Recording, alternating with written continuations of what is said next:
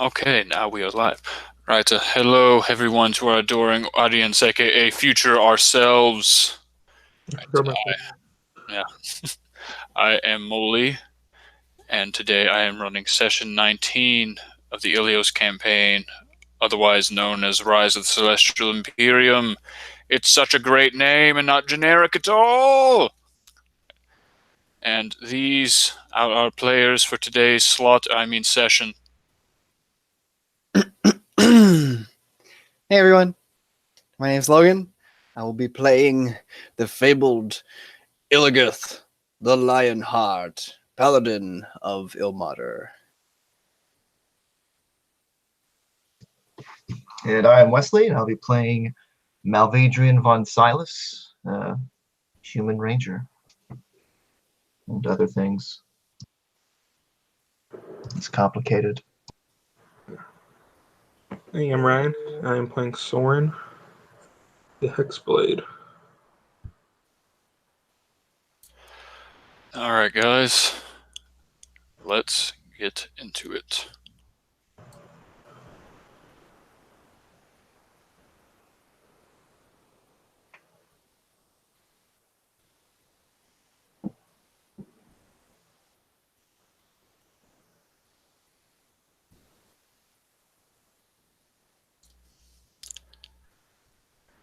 You will not have a hold over us. Kill them!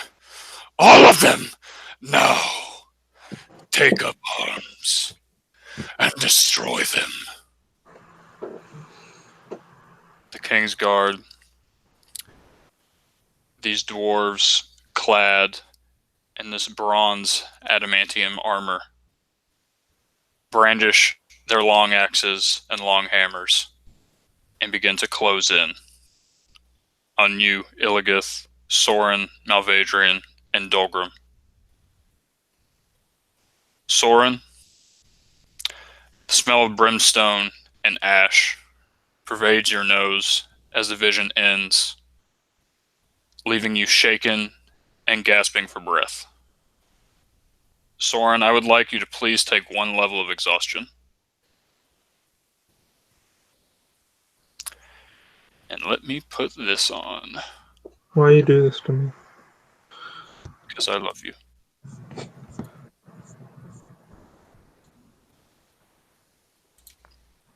Can y'all see that? All working? Alright. Time for me to try and share this link. Why? Anyone? Let me get the shareable link. Copy the dashboard. Alright. Didn't that say view only? What? Did it say view? Crap.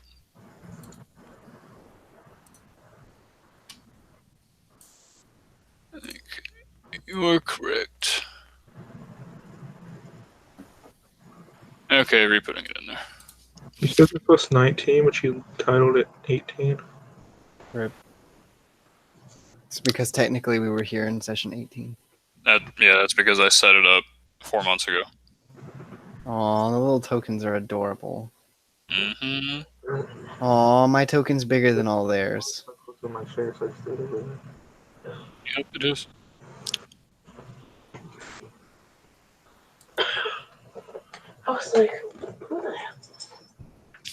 Dakota. Alright. Everyone in here, can everyone edit? Yep. Alright. And just to... Why is it bigger than us? I wonder why. Is that, iron nose at the bottom? No. Yep. Molly, are those squares, are we cutting these squares into 4? Yes, we are. Okay. I was going to tell you that. Alright.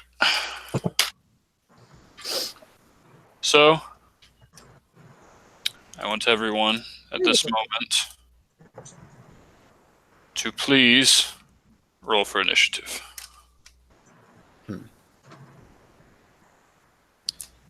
And even if you do not want to act in combat or you would like to do something else.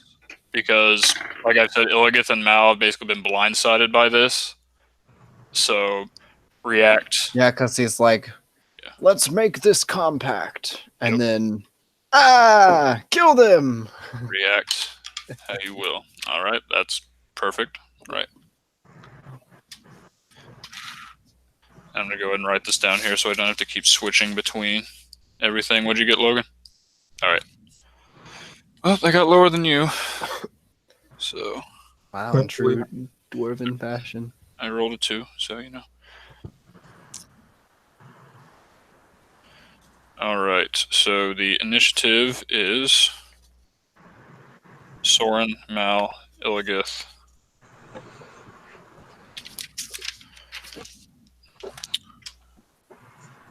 All right. And rip. Okay, Less than Al. that's just gonna be Mal. It's a new way of writing an M. All right, Soren, you've just come out of this vision. The smell's pervading your nose, and the King's Guard have already brandished their weapons and are heading towards you. The king has already stood up and is looking to grab at something beside his throne.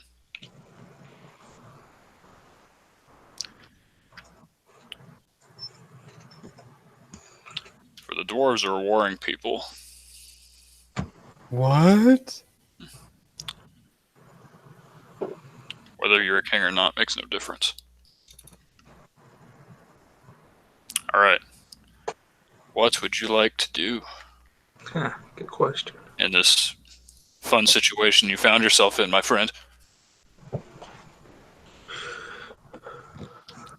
So, Illios,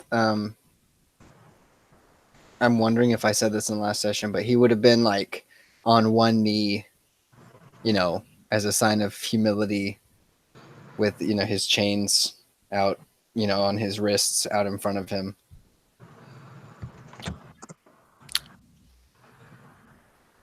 Yep, and just for a little bit of context, I guess, because I know Soren you're going right now, but for Mal and Illios, the whole like episode, I guess, if you want to call it, only lasted about 5 seconds. What episode? Of like the king, His vision thing. The vision. Right? Okay, yeah. king kind of screaming out, Soren going all woozy, grabbing his head and whatnot. That only lasted about 5 seconds.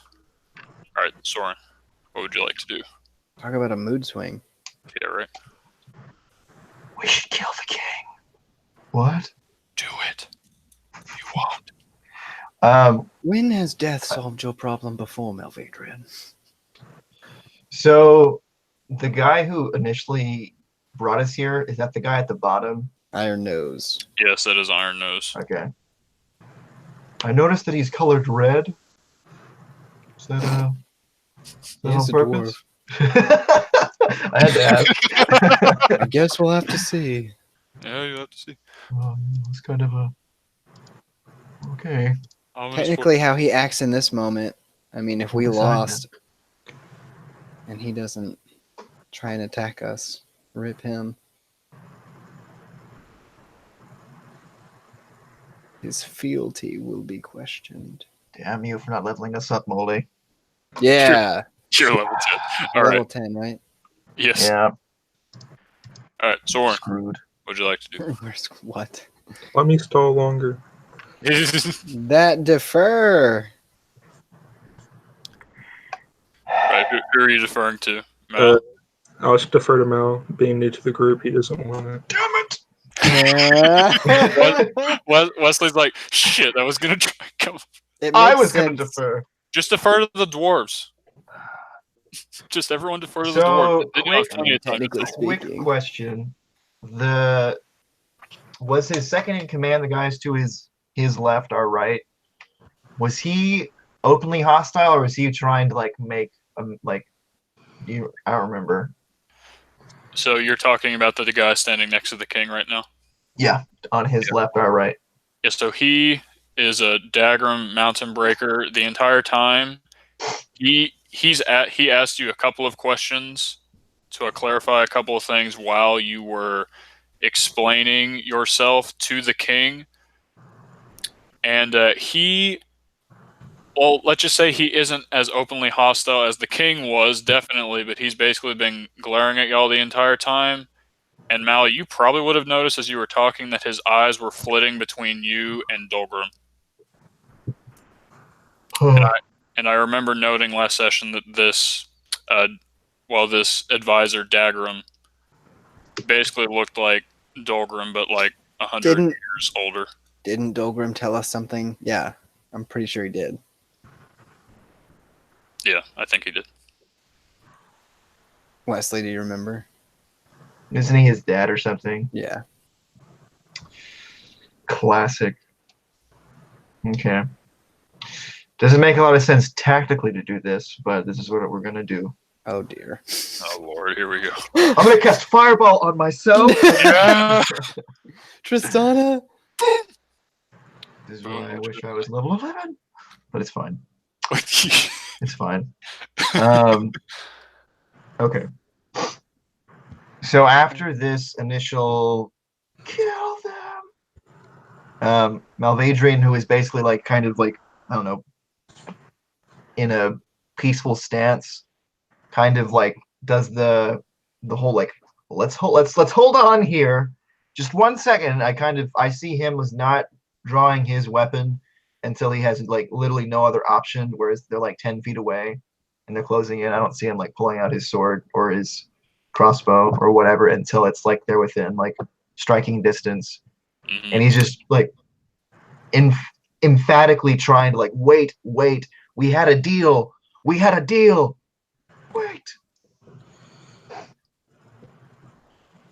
And so I'm gonna defer until the dwarves, basically until I get hit. I guess I could do a react. No, I would defer. One does not just strike a king in the face. Depends on the king.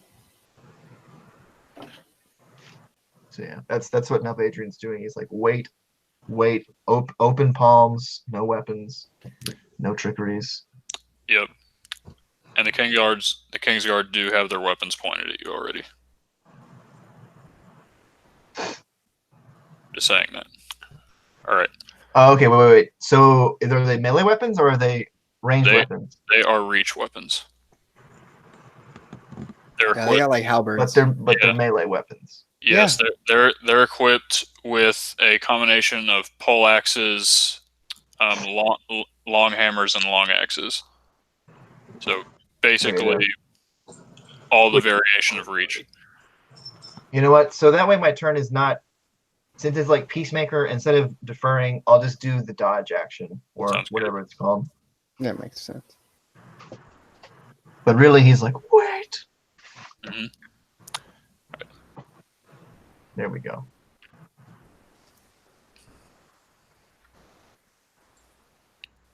All right, Soren. Suck it, Soren. Unless you would like to defer to your friend Lionheart. Ready in action to cast Witch Bolt at 4th level on the king if one of my allies gets hit. All right. Illios. Oh. You have been kneeling, your arms chained behind your back. No, they're not. Oh, they're not? They're chained in front of me. Oh, all right. There you go. My shield's on my back. Yeah, so almost at the same time, so all of this is like very confusing. There's no sign, no rhyme or reason for this. We were having cordial discussion. Sure, maybe some harsh words, but it was going smoothly nonetheless. And I mean, all of a sudden, there's just this drastic change of mood and weapons being drawn and the clashing of metals, and the environment is very hostile. Illigith, of course, not wanting anyone to come to harm, stands quickly almost at the same time as Malvadrian, and just following his words. We had a deal. We don't want this violence. Illigith stands, just like Malvadrian, very, very similarly. Though his hands are in chains, they're still up, very much palms up, out in front of him, as he turns to look to the guards. He's kind of like circling. Friends, we mean you no harm. Please do not attack. We are coming here to communicate. We only want to work together. I will not harm any of you. And you, friends, he addresses Dolgrim, Soren, Mal, do not kill any of them, he says sternly. And that's his turn. He's gonna ready the dodge action or whatever, take the dodge ability. All right.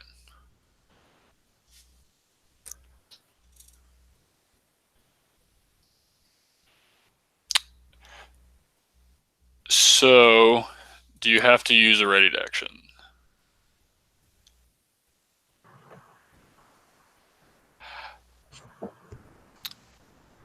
I mean, you've already declared it. But since it's dependent on something, It's depending on them attacking your allies, right? then I would say since it's dependent on something after your turn, that you should be able to change that. Because it has to use my reaction still too. Yeah. Cast the ready action. Mm-hmm. I hold my reaction, I guess. So at this point, Ryan, just because the situation is so tense and so confusing, I will allow you to kind of ignore the ready action that you have if you do not want to use it. Okay. All right. Would you like to change your action? No, I've already done. All right. All right. Just making sure. Okay. Now the dwarves are up. Dolgrim immediately, because he's going to go ahead and go right before everyone else. Dolgrim immediately would say, "What is the meaning of this? We don't wish you harm. We only wish to help. My king, please."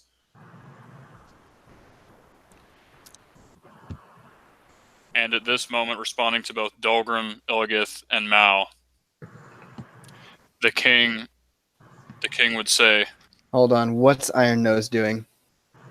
Before I know you're getting ready for a speech, but I want to know what the look on his face is, because Ilgith is intently looking to him. "Yeah, that's fine." So the look on Roderick's face right now, Iron Nose, is one of complete shock and bewilderment. And while the rest of the Kingsguard have gone for their weapons and are actively moving towards you, Roderick there's some hesitation in his face, in his actions. He hasn't reached for anything yet. He just looks confused as to why these things are happening, just like yourselves. And the king, in response to Mal, Illigith, and Dolgrim, would say, "Your words are not but lies. I have seen your treachery through my own eyes. I have been shown. No words will save you now. You bring ruin and destruction to my city. And for that, you will all die a dog's death." And in that moment, the king, from his side, pulls out a wicked looking battle axe. This isn't a reach weapon. This axe, basically, as he pulls it out, the head or the blade looks to be made of just a pure, slick black metal. In the middle of the axe, where the blades come out, basically looks like an ancient dwarf with an iron helm that has basically been carved into the metal of the axe. Inside the blade are these grooves and runic symbols. And as the king wields it, he would shout something called Wudolfer. And do any of you speak Dwarven? Yes. Basically, as soon as he's in Dwarven, that means carve my enemies to bits. Okay.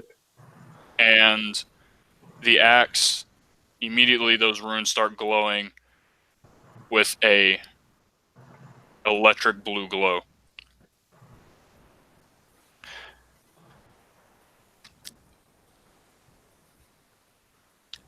The king is going to jump off his throne and head directly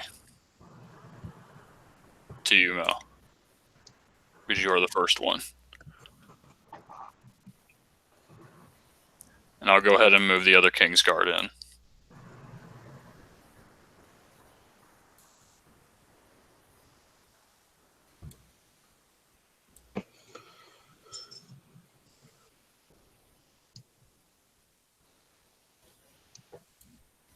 Yeah, that works. All right.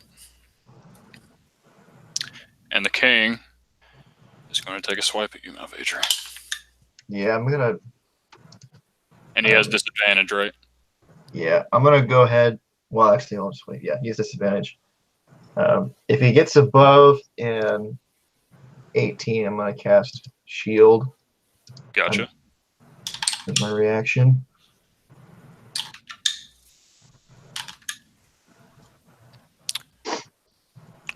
All right. Yeah, so the second hit does get above 18. Right, so as soon as it would make contact, this shield basically intercepts it. That's how the spell functions mechanically. All right. The total number was 22. Does that hit? 18 plus 5, so now 23 is my AC. Okay, it did not hit you. All right. So yeah, the king basically comes in with these massive heavy blows. The first one, as he jumps up and kind of leaps forward on you, he brings the axe over onto you, the two heads, but you're ready to dodge any kind of attack that's been thrown at you. You definitely dodge, and as he does so, this king is used to fighting. He definitely uses the momentum of the swing down, changes it, and goes for a straight side swipe onto you, but it just manages to glance off of your shield that you cast just in time. You actually see a crack in the shield from the force of this blow that immediately kind of, goes away because of how the shield spell works. So the shield spell stays until the beginning of my next turn. Yes, I know. I was just saying, like, the crack goes away. I was just saying. Oh, okay. I thought you said the shield goes away, and I was like, No. no. It basically, like, the force of the attack almost broke your shield, basically. All right. And at this point, because I do not want to roll all of these, I will defer to Excel. As the King's Guard, majority just swarm in on you and begin to do a variation of stabbing, swinging, and bludgeoning attacks on you. All right, so looking at this, Mal, you are going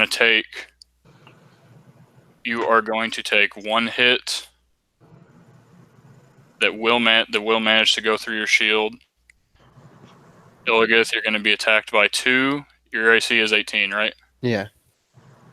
All right, you manage to block or evade those 2 that are trying to hit you. Dolgrim is going to get attacked by 1. He actually managed to dodge it out of the way. This one is going to come up closer. What is your AC, Soren? 3 of them are going to attempt to attack you. 16. 16?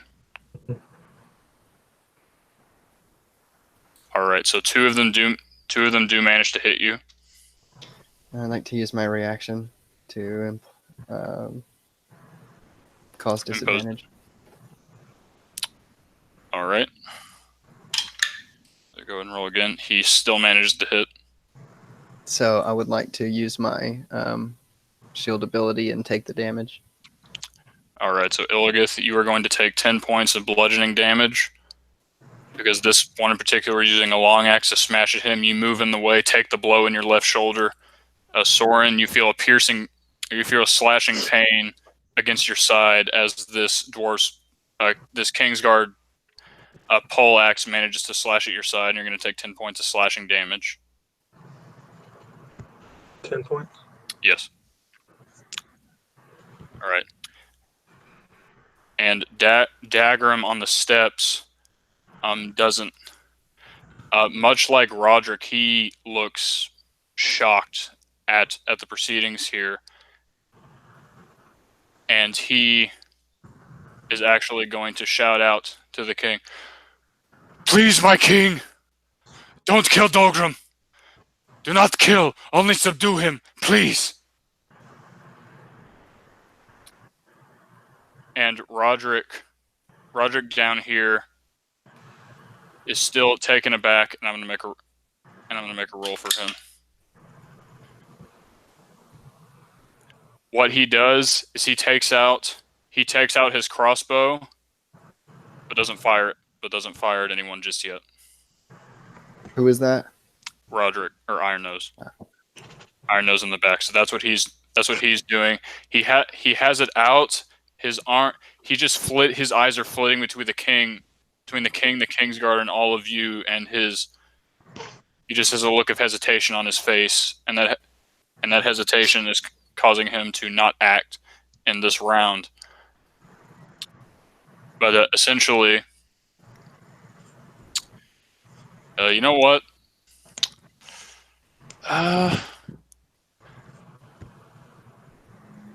No, okay, I won't do that. All right. At the top of the round, because Soren deferred to Mal, you're up. Okay.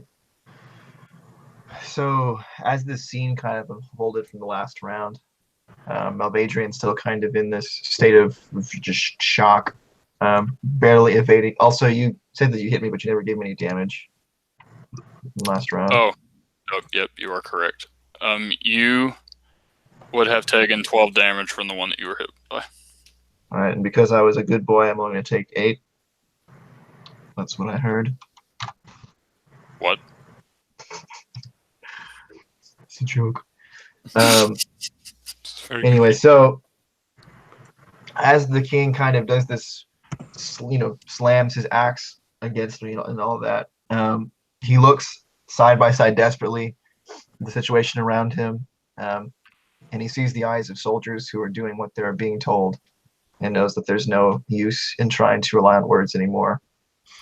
And so with a grim reluctance, he's going to summon Minty's blade. Malvadrian, as you attempt to summon that blade, please make a charisma saving throw. This is bullshit. +3. Rolled an 18 plus All right. a lot. So you are able to summon the blade, but you noticed as you were reaching within yourself to kind of summon this blade, something you don't know what attempted to stop you from summoning it, but you kind of overcame whatever was trying to hinder you. Okay.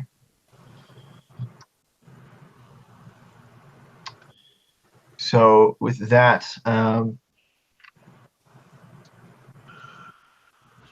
also did Soren's spell get activated, or did he change? I forgot.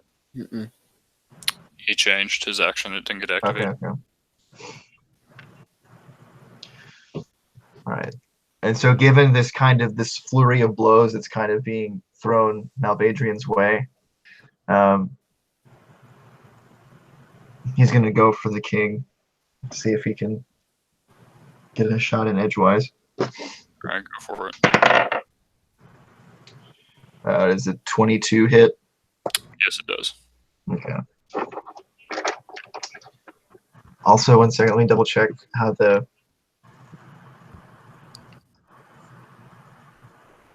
Okay, then I got one more. Does a 9 plus 12, 21? Is it hit? Yes. Sorry. 19. 19 just hits. Okay.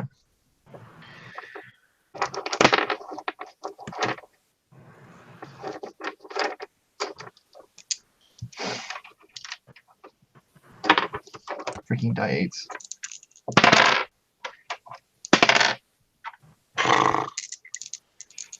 First one does 10.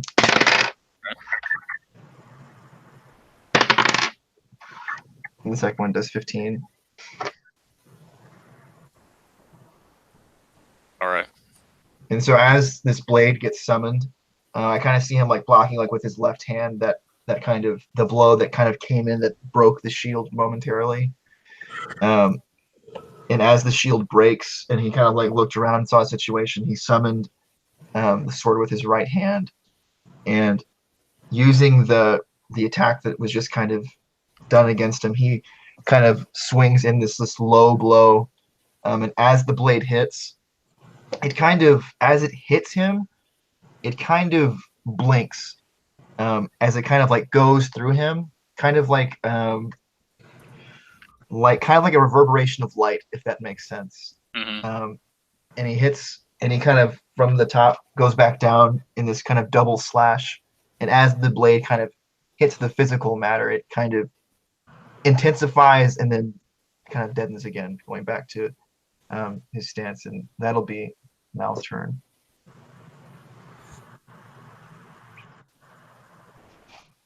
All right, Soren. Oh, I'm gonna get killed. I can feel it. Not on my watch.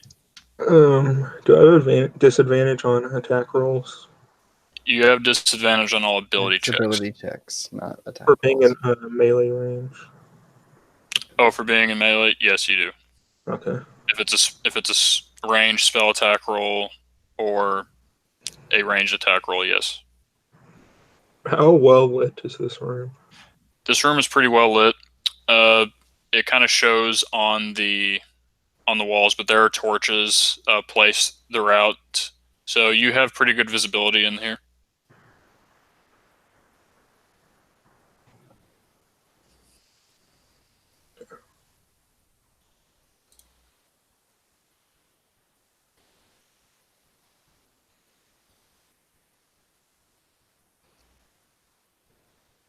I don't know what to do.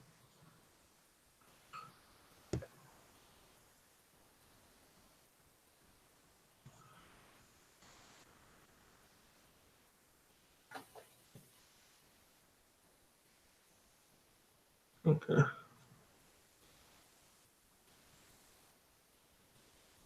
Soren's gonna pull out one of the or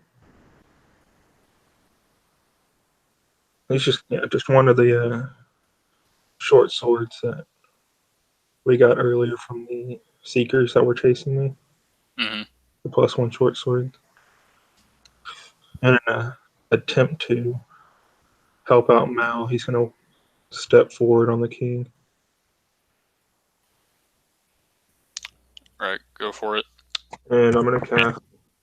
I believe I get an attack of opportunity on you from one of those guys. What'd he do? I moved forward. Yeah, he moved forward. If he moved out of range of somebody, you get an attack. Yeah, so he moves out of range of one of them, so he's going to get an attack of opportunity.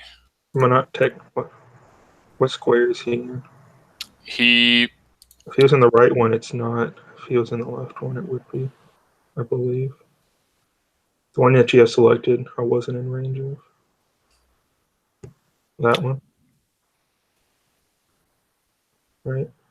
Yeah. What? Yeah, the one that's not next to you now.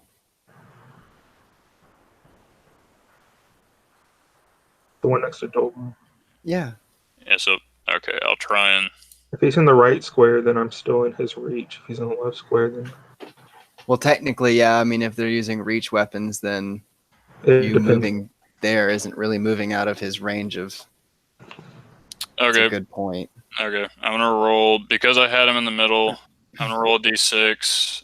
Someone say odds or evens. Brian. Odds. Odds. All right. So odds were in your favor, so he's gonna be in the square. Sweet. All right. And I'll go ahead and move these dwarves where they should be in a square. That's my bad. I just want to. All right. I think we're all good now. Cool. I think every one of them is actually in a square now. All right. And I'm going to cast Staggering Smite as well as a bonus action. All right. And you're attacking the king? Yes. All right.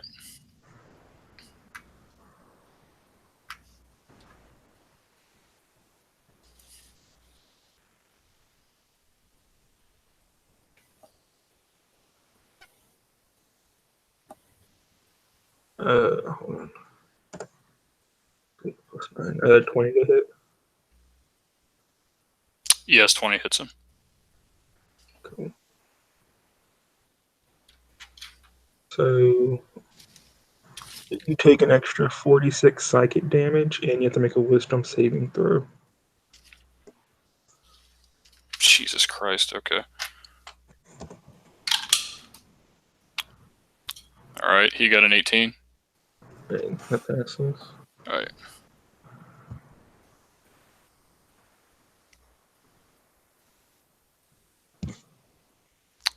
All right, so he takes 46 points of psychic damage. 4d6. Oh, 4d6. I heard 46. I was like, holy crap. So it's going to be 7d6 total dice, and it's going to be 33 damage. All right. All right, so yeah, so he's hurting after that one blow.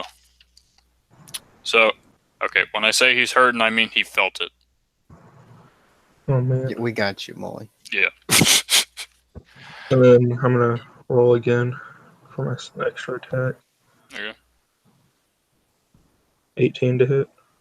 18 does not hit. Okay.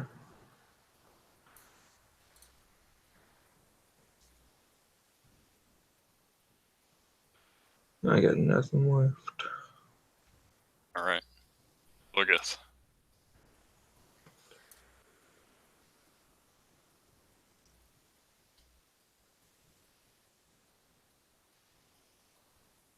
All right. Okay.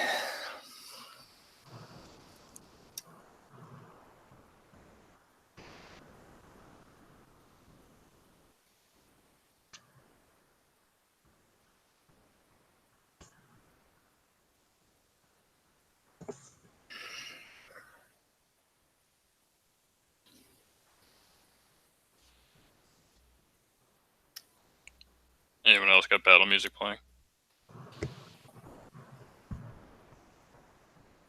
I will in a second, but I've just been like going over what I'm gonna do, and I haven't quite figured it out. Okay.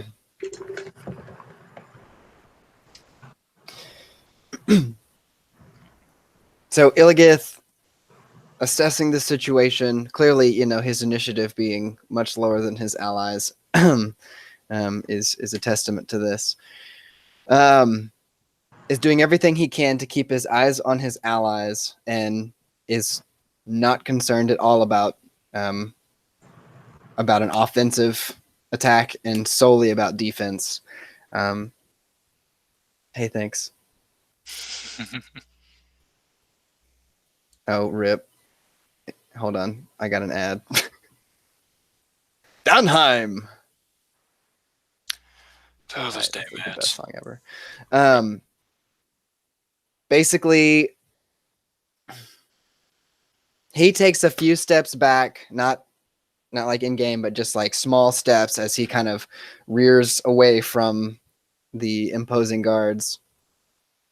And in an attempt to encourage his allies and to bolster their defenses,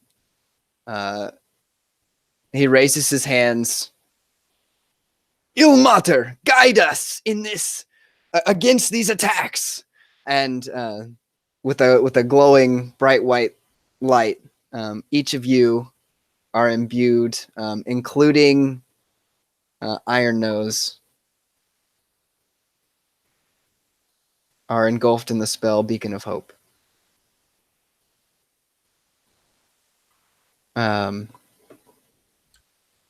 So for that duration, you're going to have advantage on wisdom saving throws, death saving throws, and regain the max number of hit points possible from healing.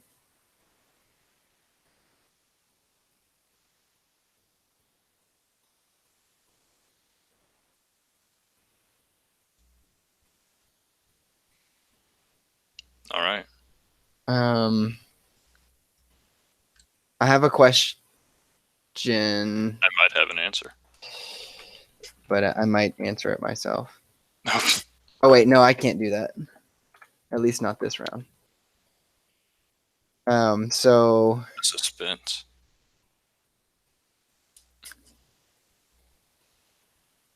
trying to think of what I can do with my bonus action. Shield Master. Well, you have to attack. Yeah. Yeah.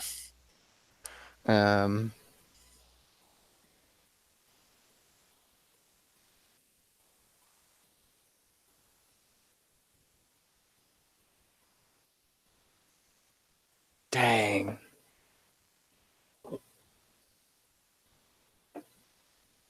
Okay. Basically, Illigith, though he is talking to his allies, is going to attempt to, again, use his words to the best of his ability. And it's, though he's not looking at each of you, Mal, Soren, Dolgrim, he says clearly and audibly, despite the clashing of metals, kill none of them.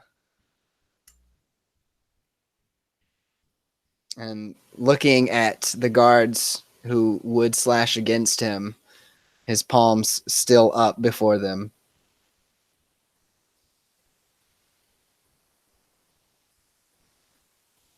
And that's all I can do right now. All right.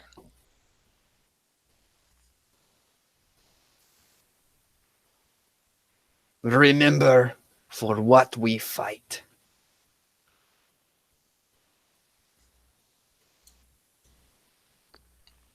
All right. With that, it is the dwarf's turn. The king, as he takes these blows from Malvadrian and Soren, the king staggers back, and as he comes back up, with his axe brandished to decide to go for another attack. Through the anger, through the anger and the fury you see in his eyes, he actually says these. He says, these words: "Kill the three of them. Capture Dolgrim. Do not kill him."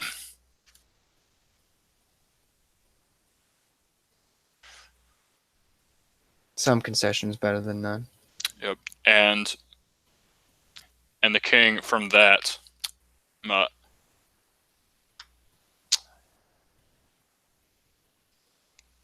just like I'm racking in my head with the decision. All right. So yeah, the king is going to actually attack at both Mal and Soren. All right. All right. 24, Mal. Take that as a yes. All right. I'm not muted, am I? Hmm? Okay, just making sure. All right. 15 doesn't hit you, right, Soren? He's got a 16. Yeah. All right. So, Malvadrian, you are going to get hit by this ensuing blow here.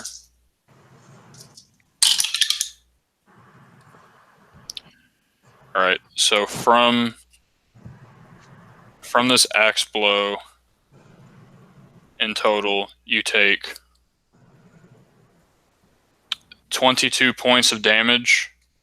7 of those points of damage is lightning damage. If that matters. Okay, so Mal just got hit. Yes. Soren, wait. He hit Mal with like a 22.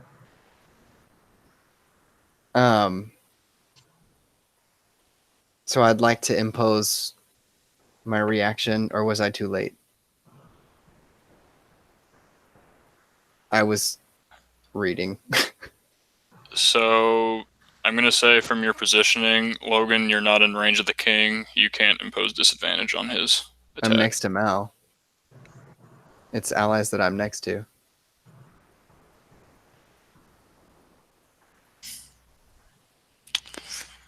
I mean, that just doesn't follow if I could block from Soren.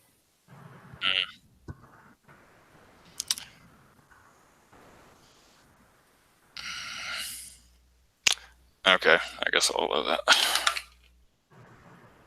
Alright, yeah. So from that blow, it is now a 19. Okay. What does that mean? I mean, it's a 19. It hits Mal. I'm just waiting to see if he does something. No, that hits. Okay, so All he right. And so since it hits, I would like to take that damage. Okay, go for it. You take 22 points of damage, Illios.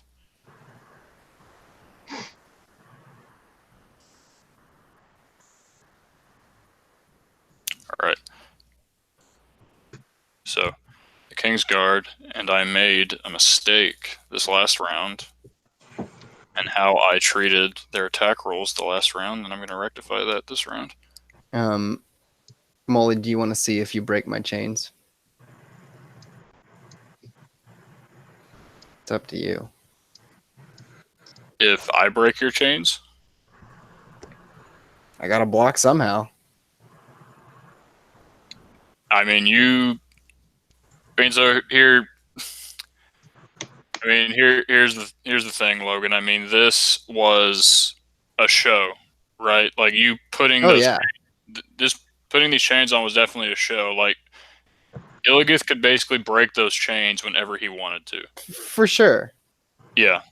So if you've been wanting to break these chains, you can break them. All right. I just thought thematically, like the king breaking the chains might be like some BM, but nah. Yeah, well, you got to use your shield somehow. Not just yet. Just like using a shoulder blow, just like shields on the back. Just doing that. All right. Okay. Let me re-examine the battlefield here. All right. So that guy is going to move up into your range. Illigoth, 2 of them are going to attack. 2 of them are going to attack Mal. This guy does not have to move to be able to hit you, Illigoth, I don't think. That dude does move up to be able to hit you. This one is kind of taking on Dolgrim. This guy will move in. This guy will move in as well. Actually, this guy is going to go over here. Alright, so two are going to be attacking you, Malvadrian. 3 are going to be attacking you, Illigoth. 2 of the King's Guard are going to be attacking you, Soren. And one of them is going to be on Dolgrim.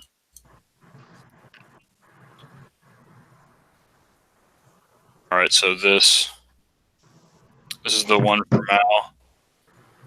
Alright, so the first King Guard hits you with 1 attack. He rolled a 19.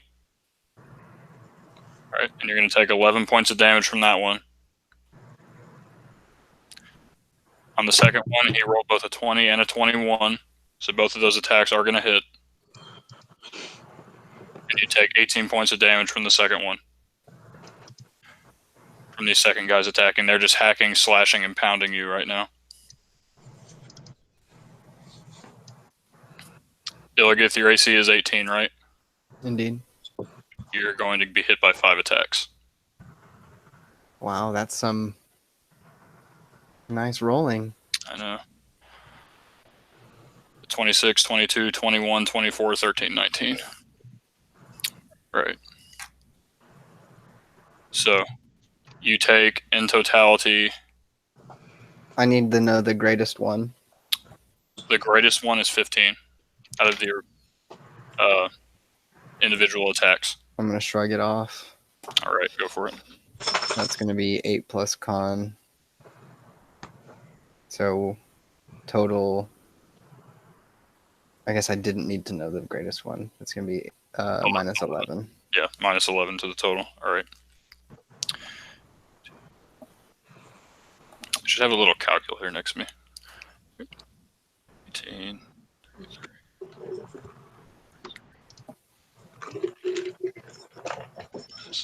You take 41 points of damage.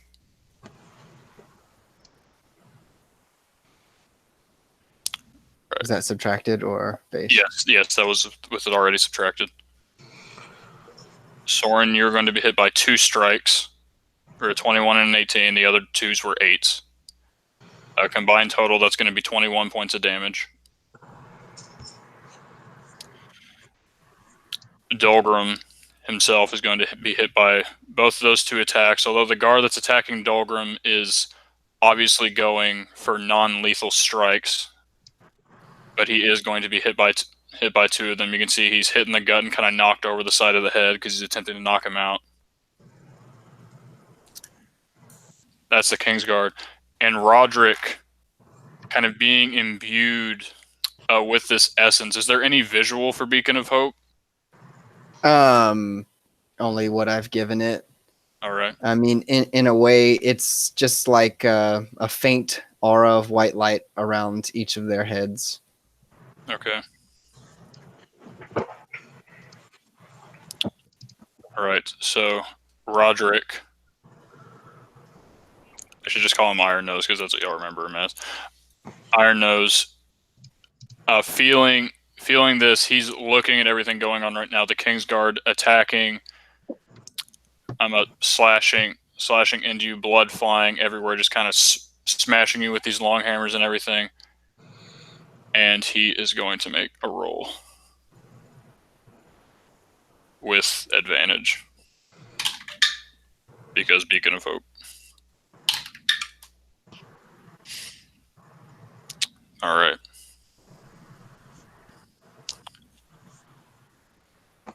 So what happens is Roderick, the crossbow up, puts his crossbow down, and runs out the doors behind him. Noted. He's effectively gone.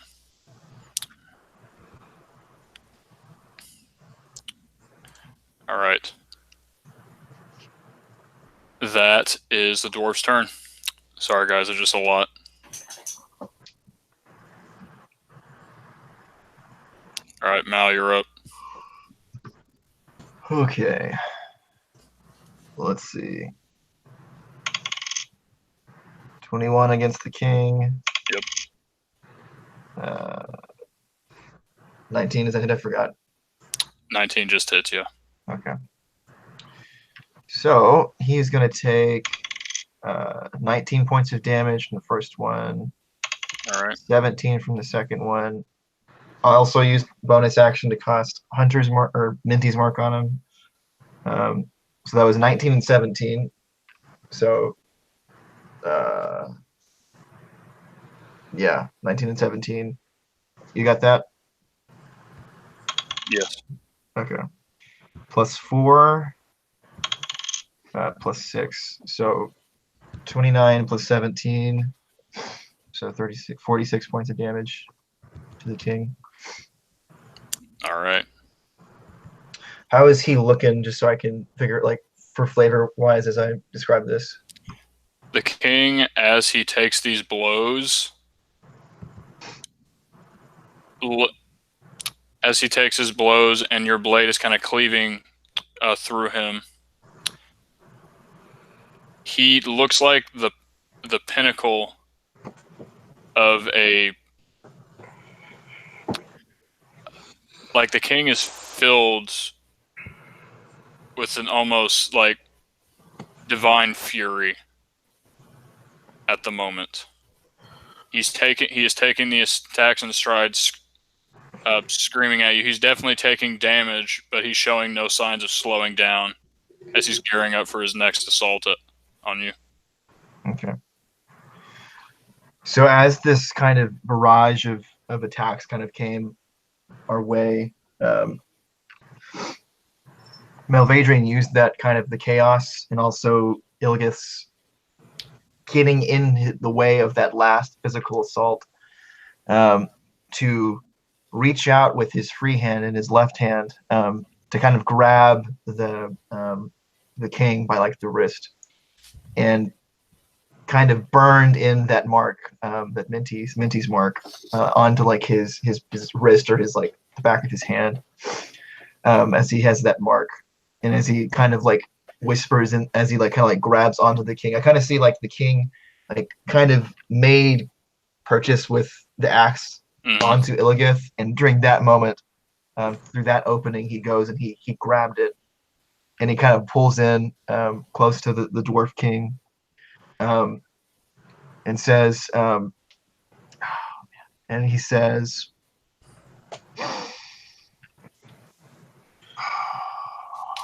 I hate one-liners, bro. I'm just gonna say it's time to step into the light. It's super cringy, but it's whatever. And I slash.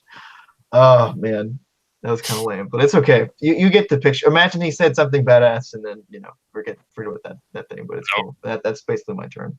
Nope, he said what he said. Come to the light. All right.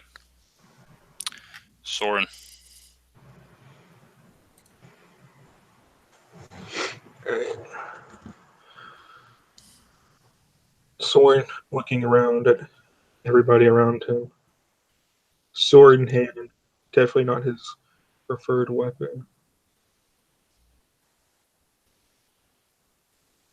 He's gonna pocket the sword and his now free hand, his bow, etherealizes, and he takes the disengage action as a bonus action. Bow in hand. Make a charisma saving throw as you attempt to materialize your bow. +3.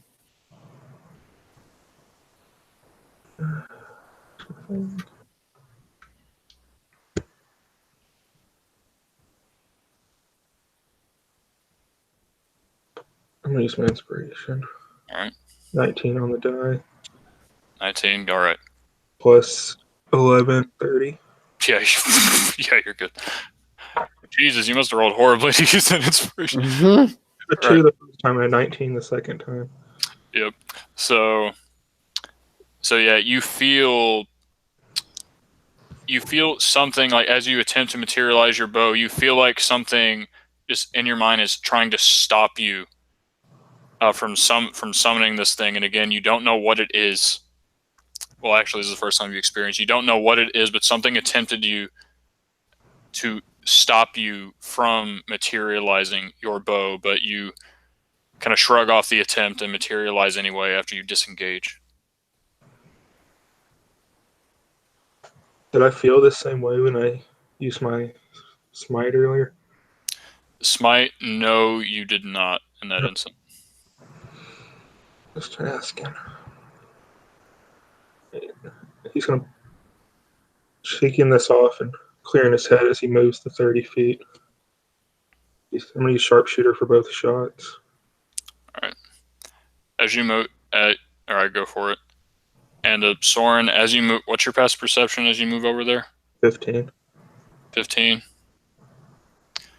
Alright, as you move over there, and you're letting these shots loose, you hear the sound of armored footsteps running for the chamber.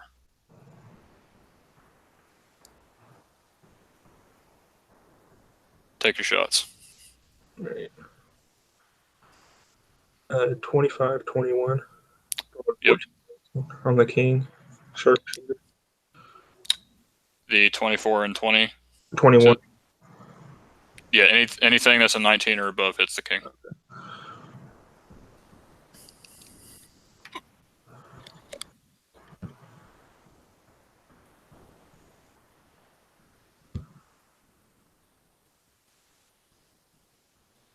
Oh, jeez. It's going to be 33 from the first shot. Using my sneak attack and whatchamacallit? Sharpshooter. Mm-hmm. And the second one's going to be 23. All right. Are these real arrows? Are these spectral arrows? Arrows? They're real arrows. They have like this glow to them, a golden glow, kind of a darkish gold, or like a bright gold. All right. And they are magical. So it's a magical bow. Gotcha. And like as you do this, Mal, you see these two arrows just kind of one just embed itself in the king's left shoulder, and the other kind of embed itself in his gut, and he just kind of those spurts blood. On your face as he does so. And soaring across the room, you see the king kind of flit and lock eyes with you for that 1 second. His fury focused on you for that instant before going to the threat that's in front of him. And what has Dolgrim been doing? Is he just taking attacks? So Right. Dolgrim has been attempting to fight off the Okay. King's Guard in front of him. I'm sorry, I forgot to tell y'all. He got a pretty good hit in. Basically what happened is he took his crossbow in one hand. He pretty much always has it out. Smacked the guy across the face. Brought up a hand axe and kind of slashed at him. Gotcha. And it's basically I'm sort of back to back with Illigoth right now.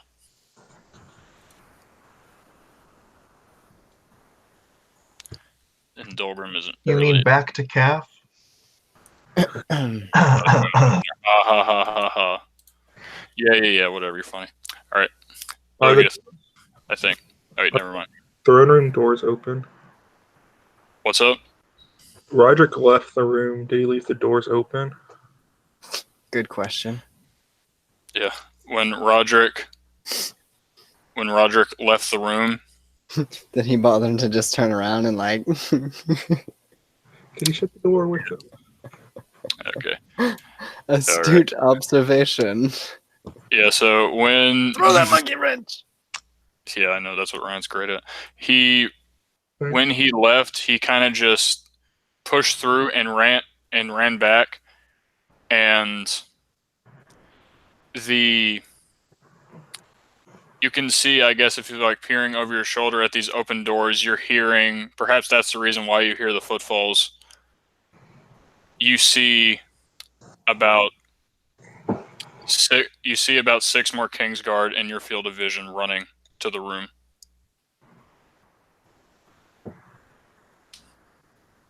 Can I warn my allies? You can, because you can speak.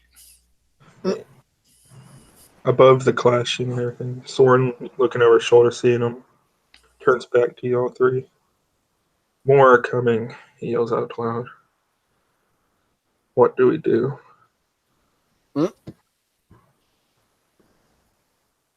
Or what's the plan here?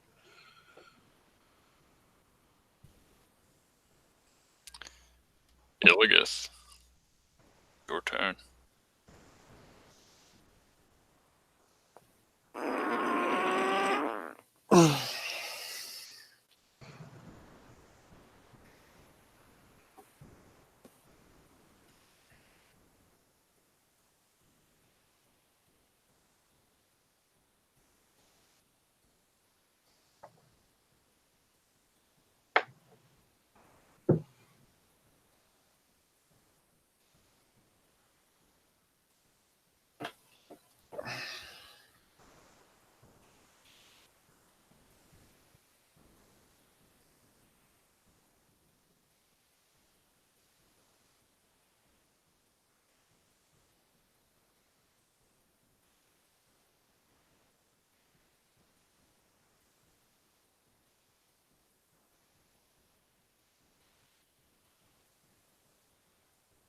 All right.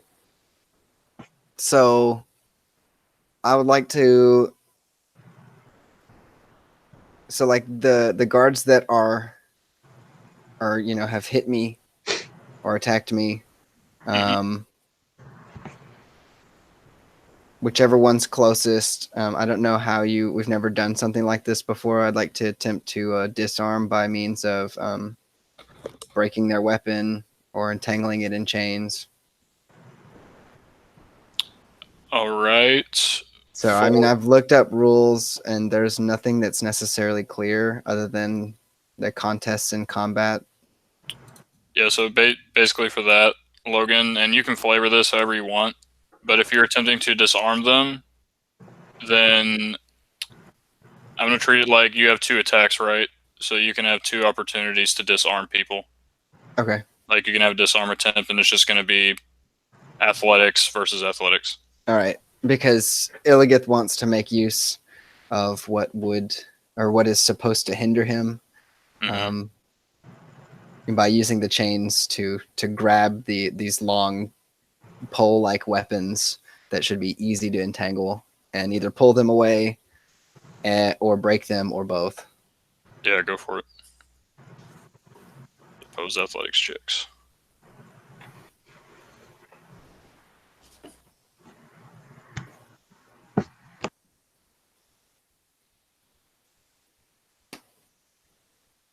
Okay, so that is a 19 on the die, plus expertise, so 12. So that is a 31. Yeah. I'll roll for him, see if he crits. Get over here! Yeah, no. So I would like to, in a display, I don't know what the pole arms are made out of, and I don't know their hardness or your discretion, but I would like to snap it in half over my knee. Yeah, go for it. I mean, the shafts of these pole axes are made of like this hardwood like material.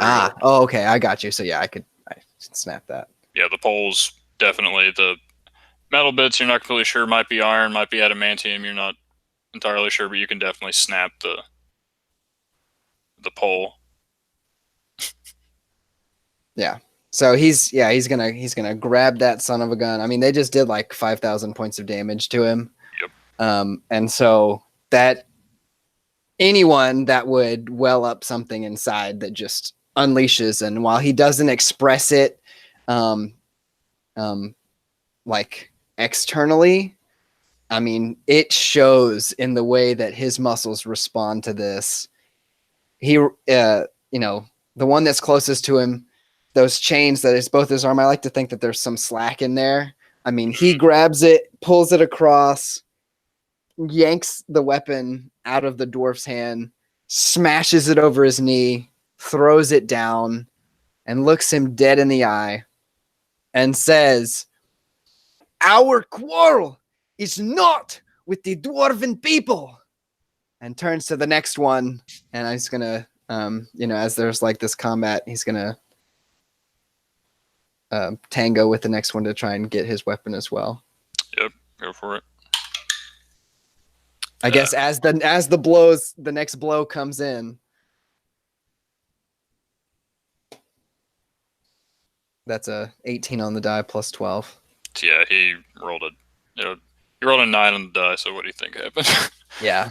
Yeah, you're basically manhandling these weapons. So it's kind of like Illigus had enough. They had their chance. They got their blows in. They saw that they were ineffective so far, and now it's time.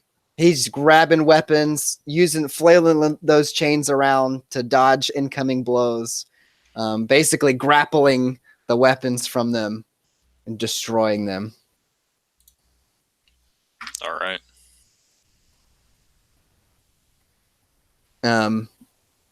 So I hear what Soren says, and it's DM's discretion to how the door is, but like, can I see anything? If you happen to just like in that one instant of combat, you would look and you would see those of 6 Kingsguard making their way towards. I'd say sprinting, but they're running. They're dwarves. They're doing the best they can in their heavy plate armor. So they're running. It looks like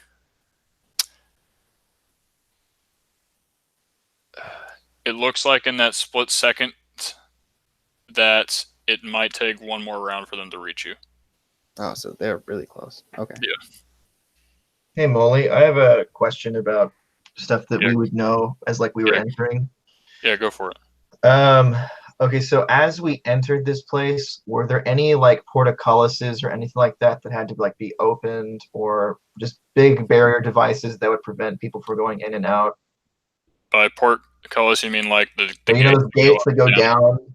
Yeah, little metal grid things that go up and down, kind of like a drawbridge. Also could be the same thing. So basically, in a sense, like the main entrance of this place, it wasn't like the traditional, like, the gate, uh, goes down and it's like you walk over it and then the chains come back up and pull it up, right? It was more so there was just these huge, and I mean huge, like stupidly huge, um, uh, uh, these sets of double doors that required dwarven manpower essentially, like on these chains to like really open them, and and that's they kind of had to do that for you to enter so the palace. so that's specifically for the palace and not like the city itself. For the city itself, I don't care about the city itself. I only care about the palace. yeah, that's for the palace. For the city Okay. itself, you actually wouldn't know because you came in a back entrance. And as we were like escorted through the palace, um, was it heavily guarded? Were there like guards everywhere? Was there like almost no guards? Like what was the situation as we were like walking from the entrance to this place? So let me put it this way: there is a civil war going on. This is where the king resides. It is very heavily guarded.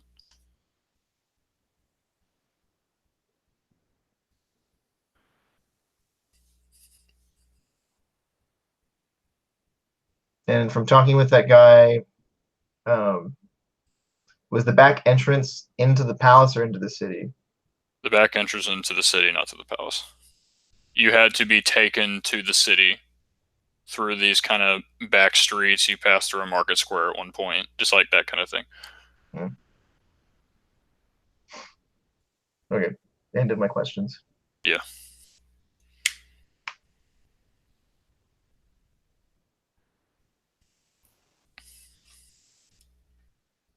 All right.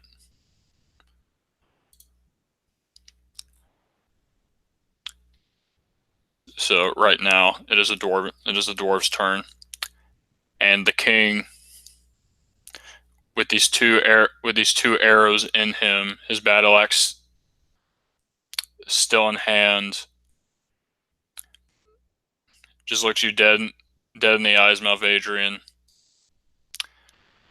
and swings at you almost faster than you can comprehend. That this weapon should move. This weapon should not be able to move this fast, and yet it is. Okay, so if it hits above an 18, I'm gonna cast shield. Yeah, cast it. All right.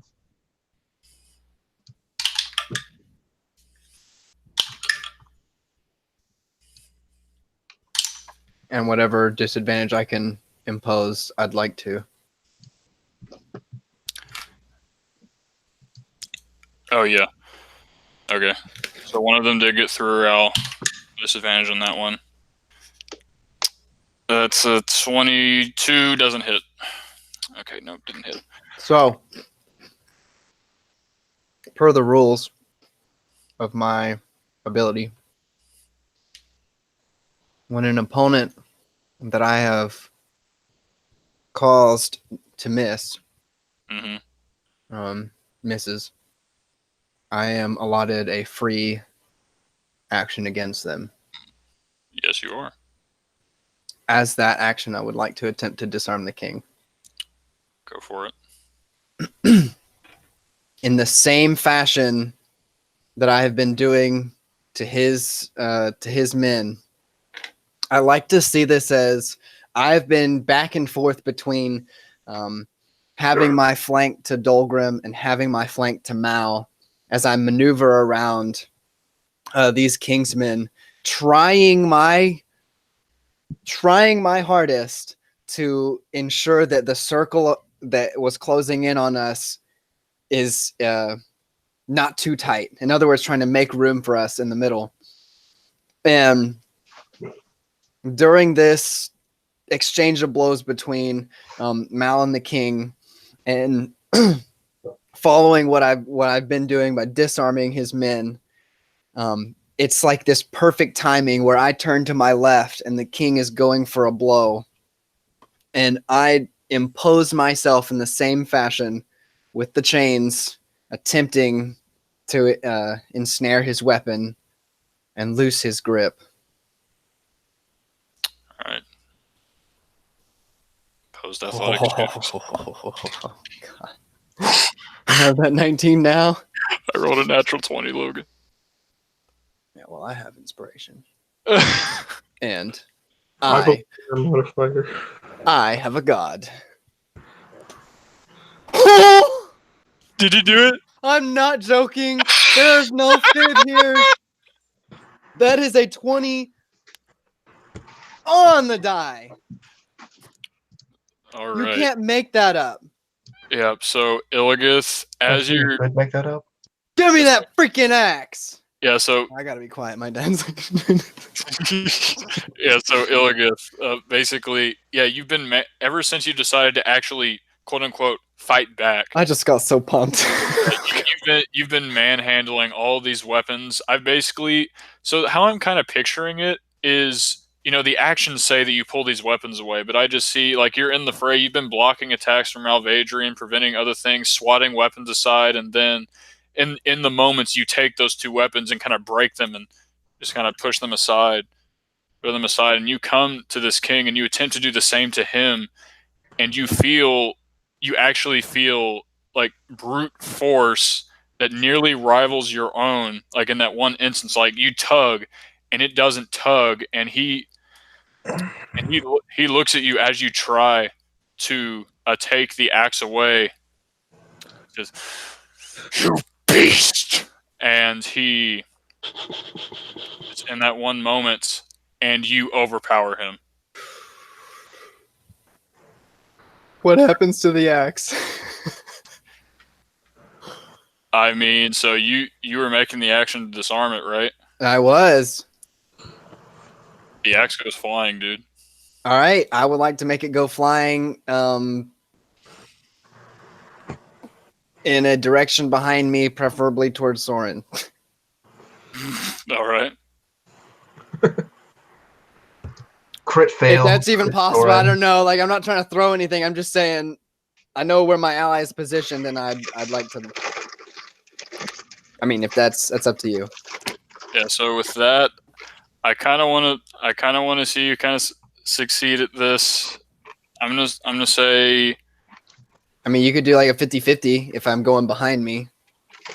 Yeah. So I was basically gonna say, because of this, you're kind of throwing it in the middle of combat from this, and you kind of have to really exert yourself. Like, this is natural 20 v natural 20. You're gonna have an athletics check at disadvantage To do what? to throw the axe. To get it further away Yeah. than just to get like it 10 further feet away. or something? Yeah. Okay. That's gonna be at disadvantage. You don't want to break it? I don't know that I... You cannot break this thing. Yeah, I was like... If you tried to snap it across, this thing isn't made of hardwood. This thing is made out of... I prefer not to break my femur. Yeah. Elmotter can snap it for you. All right, I don't know about this, guys. This is not... I disarmed him, so that's enough. We hope. That's a 9 and a 10. So a 9 plus 12. 21. All right. I don't know what the opposing or what the DC or what... It's all up to you. Yeah, so... Yeah, no, I rolled like shit. All right, so you throw it back, and the axe kind of flies over the head of Dolgrim, and it skids, doing that thing where, it just spins around on the ground, just skidding towards Soren. And the axe is about... Let me move out of Google Hangouts. The axe is about... How do I put a shape in here? All right, here it is. The axe is... We'll say this is the axe. Wait, did that? Yeah. We'll say that is the... Hello? You gonna let me move it? This is the axe that threw it over Dolgrim's head. It is currently in this square right now. Alright, it is white. It's over there. That's fair. Alright. So with that, I believe that is your turn, Illiga. That was not my turn. Oh. That was a reaction. It is Mal's turn. It was the dwarf's turn on Mal. No, now it's Mal's turn. Yeah. Yeah. Yeah. You're right. Yeah. They're distracted. They forgot to go. Oh, the first dwarf. You know. Yeah. So, the Dwarven King, whose axe had just been wrenched out of his hands as he is going for you, Malvadrian.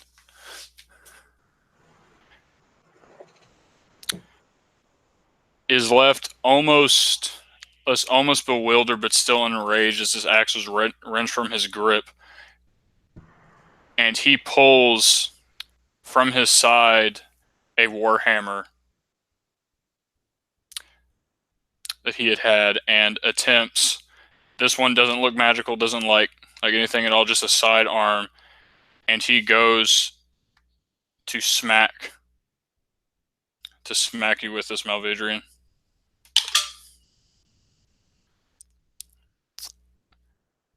Alright, so that's a 26. Yeah, so he's going to smack you with that. And Malvadrian, you're going to take 12 points of bludgeoning damage from that attack. And with the second blow, Mal, he is actually going to attempt to knock you prone. So you've already used one attack against me. Yeah. I got I was stuff. gonna say there's no way. Also, like, I'm pretty sure you hit me twice, and the second attack, the ones that got through on my shield. And so I don't know if you actually... I'm fine with being hit with the thing, but this will be your third attack. So I mean, unless that's what you're doing, then I just want to let you know that's what you're doing. Third attack. I am... Oh. Yeah, because the shield... I see. I've just kind of... It was already the dwarf's turn. The king already acted. Sorry. It's just the last 5 minutes have just felt like exclusively Illiga's turn. That's yeah, why. and it wasn't even my turn. Yeah. So, okay. Yeah, I see. Thank you for actually saying that. That's my bad. He does smack you with the hammer.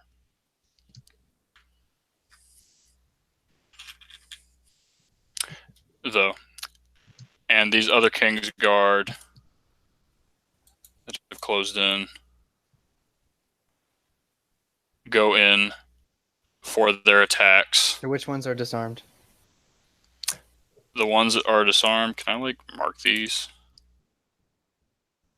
Okay, I'll just say this. The ones that are disarmed are the kind of the one that's directly to your right, that one, and this one right here. All right. There you go. Yeah, those two are currently disarmed. Why don't you just keep the border mark on them? Look, watch. Just put a border on them. Oh, there you go. Which one? All right. Yeah, that one and that one. Yeah, go ahead and do that. All right, good.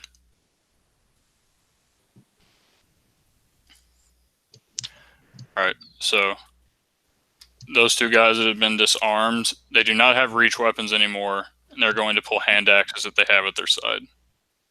Just regular hand axes. And... Did they not learn their lesson? Nope. Yeah. Stubborn as a dwarf. Yeah, so the king... All right, I'll take it off the king. Yeah. He did get disarmed, though. I'm just saying. Yeah, he did. Kind of embarrassing. The ultimate bad mouth. Yeah, so that one... Going to move closer. This one moves over here. Illigith, you're going to take... I haven't rolled anything yet. I'm just deciding who's attacking who. So that one does not have a reach weapon anymore, so he can't attack Mal. This one over here is still attacking Mal. This one right here still has his reach weapon. He can still reach.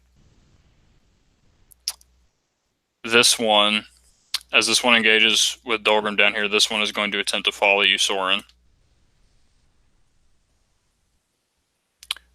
So Mal, you are going to take 3 attacks. Illigith, you're going to take 3 attacks. And Soren, you're going to take 1.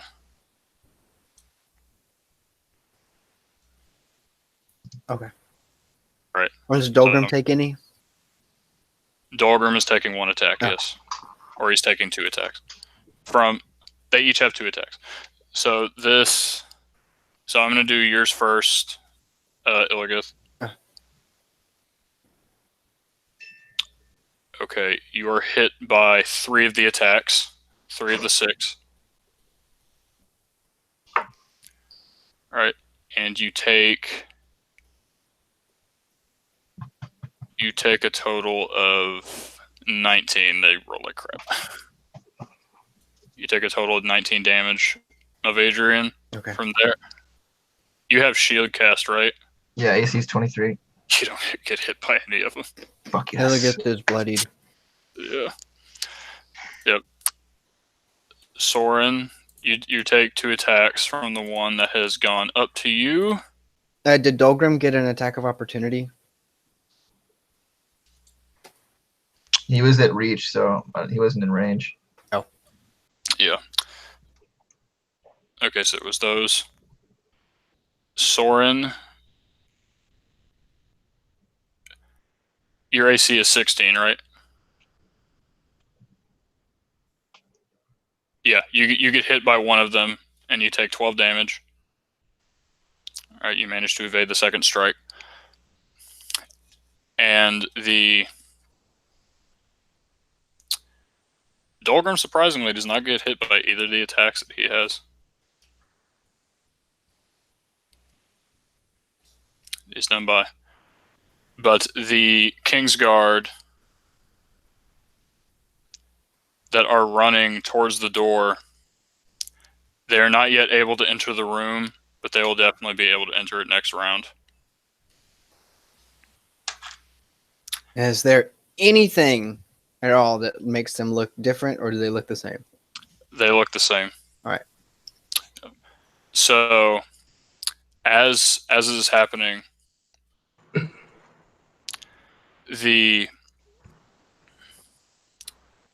as everything kind of comes to a head, they're making all their attacks. The king says, "No matter what you do, it does not matter if I do not have my axe. You seek to undo what I have done here. To kill my people, to murder them in their eyes. And you will not win, you will fall." As the footfalls grow ever louder of these other Dwarven Kingsguard that are entering the room. In this moment, Malvadrian, who are locked with the eyes of the king, Illigith, Soren, you hear something just beyond the footfalls of the Kingsguard that are coming in. And it just feels like, or just sounds like,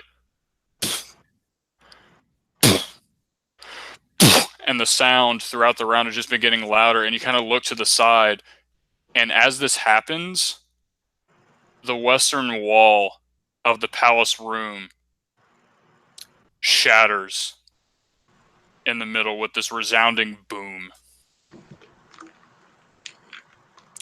creating a massive hole in the west wing.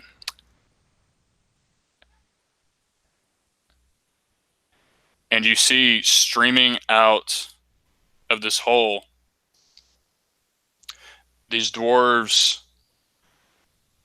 clad in chainmail armor, but the thing is, they wear garments over them. They wear these kind of white tunics emblazoned with red on the sides and a red hammer on the front.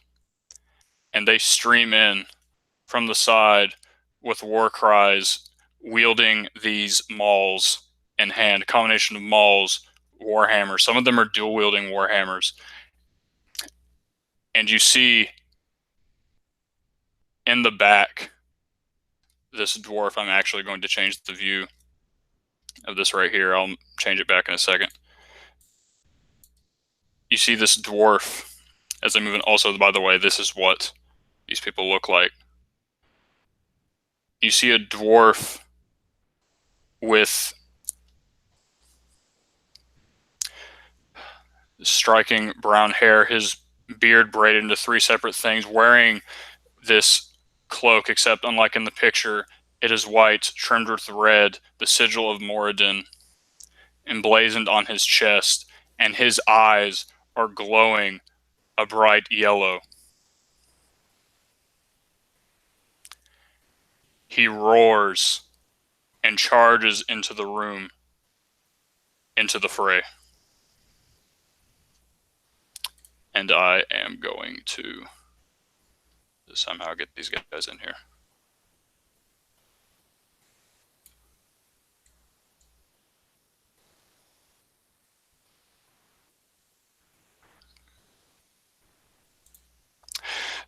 Dang it, come on, where are they? Please. They're right here. No.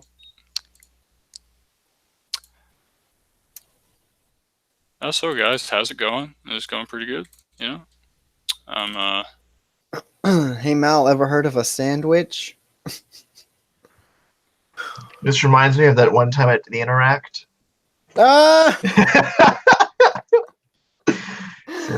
Except for we're no pretty redheads. yeah, and Yeah, we could totally die. that was our bro moment, bro. We share that true. moment for the rest of time. We should share that bro moment. Wesley and I's relationship went to a new level that night. Oh man, this is beautiful. Oh Lord. Looked a little bit like that. Yeah. I mean. Where are you? So what's going on? Are you kidding me? Why? Why are you not here? Are they here? Oh, I'm an idiot. All right. I even put my sad face and everything ready to go for my master plan. How come none of the dwarven heroes are female? Female dwarves are fake. That's true. They don't exist.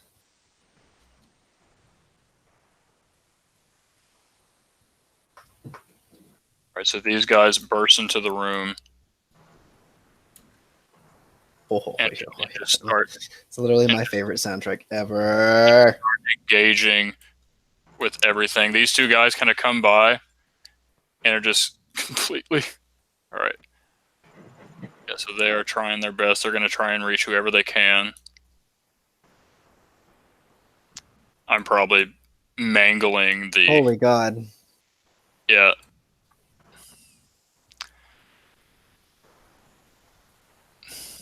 Yeah. All right, we're going to put him here.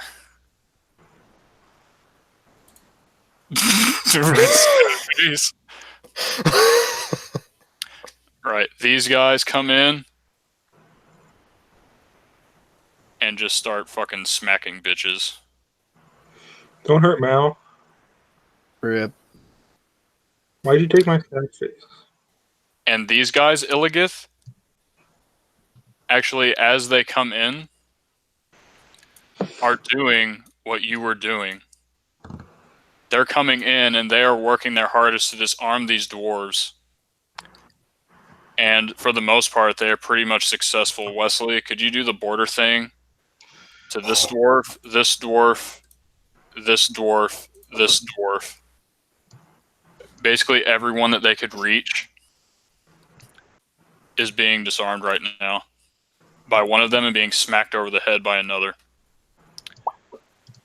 The dwarf that this guy, the dwarf with the glowing yellow eyes and the gigantic maul, which by the way was much bigger than any of these other dwarves could hope to wield, comes in and completely wastes the guy in front of him but he hits him in such a way as to not to kill him, only to knock him out, and this dwarf goes flying. He actually goes flying into the feet between you, Mal, and Ilgith, but he is essentially out of the fight. This guy moves up. Almost next to you, Mal.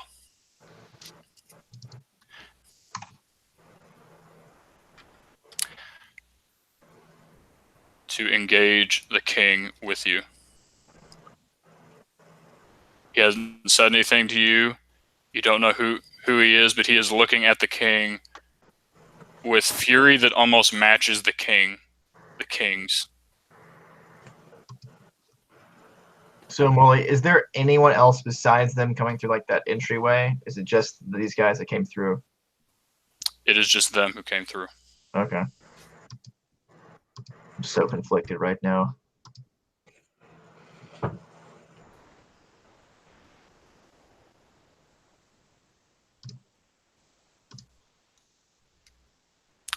Oh, Mal, so how are you looking? yeah, so he Mm. as he I've comes seen. Oh, sorry. Go, Molly. as he comes in, this dwarf, as he's engaging the king, he actually kind of looks at you again. You have no idea who this guy is. You just kind of come in and just all these people just started manhandling those other dwarves. But he says, "We will distract them. Run!" Oh, that makes things so much easier. Oh, thank God. Okay. I know what I'm going to do now. Thank you, sir.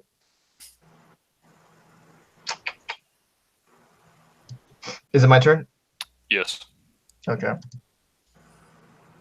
So before I do this, I would like to paint a picture of what happened moments before that, before the wall came crashing down to our left. I like it. So as you know, I'm kind of seeing like all of these like these halberds, these long axes, these these. It's kind of like one of those weird obstacle courses, but they just keep like just this oncoming barrage of stuff hitting both me, Illigith, and Dolgrim. And I can see blood kind of profusely going through both myself, Dolgrim, and Illigith. And I just see this smugness, this hate in the eyes of the king. And it reminds me of the smugness of somebody else who caused me great pain. And that also reminds me of how this dwarven king knew of my people's plight and did nothing. And there's just this anger just swells up like a tornado inside of Mal. And as he made that comment that he made before the crumbling of the wall, Malbadrian's eyes just go this radiant white, kind of emitting light from them. And his palm was shaking, and that mark on his hand was kind of gathering energy as he was about to just let loose, ignoring the small feminine voice inside him saying that you're taking it too far. You need to stop now. You don't know what could kill him. I don't care. I don't. And he just consumed in that moment, and then is kind of woken up by this explosion of rock and metal and stone, and he sees all these guys come in, these other soldiers who are fighting for something, and he looks at them and he looks at their valiance and how they're doing their best to disarm these guys, and in that moment, he kind of snaps to reason, and he's gonna take. I'm gonna use the disengage action, and I'm going to use quicken spell, and basically what I'm gonna do is I'm gonna cast invisibility as a 4th level spell, and I'm gonna go over, running in between these blows and these jabs and these thrusts, and he's gonna tap Illigith. He's gonna tap Dogrum, and he's gonna come back around. He's gonna tap. Sorry, wrong guy. Out of the way, Dogrum, you stupid! Damn you! He's gonna tap Soren as he imbues them with invisibility and screams to them, "Run!" And that'll be Adrian's turn.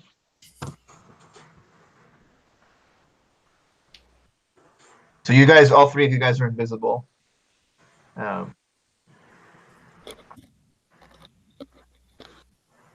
Is this just Illigith and Soren? Illigith, Dahlgrim, and Soren. Okay. I can choose to touch a creature, and I'm not invisible, but they are. Yeah. Okay. Oh, okay. I gotcha. That's what I was wondering about. Yeah.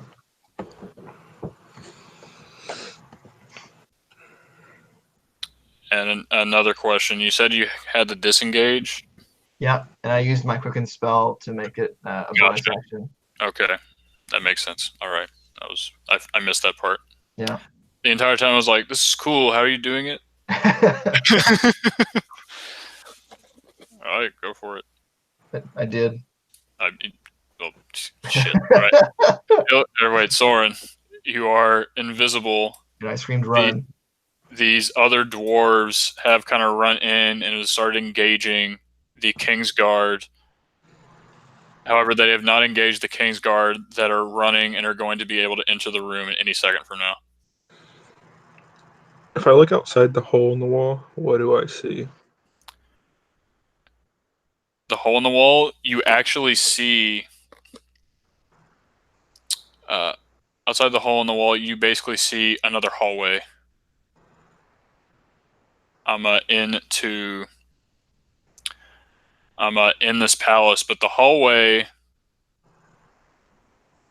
doesn't look, I guess, per se, like the other parts of the palace as you were coming in. This one looks more rudimentary, looks more utilitarian, I guess, if you might say.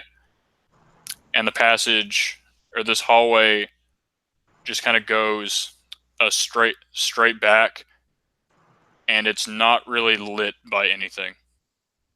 Okay. But these other people have come from there.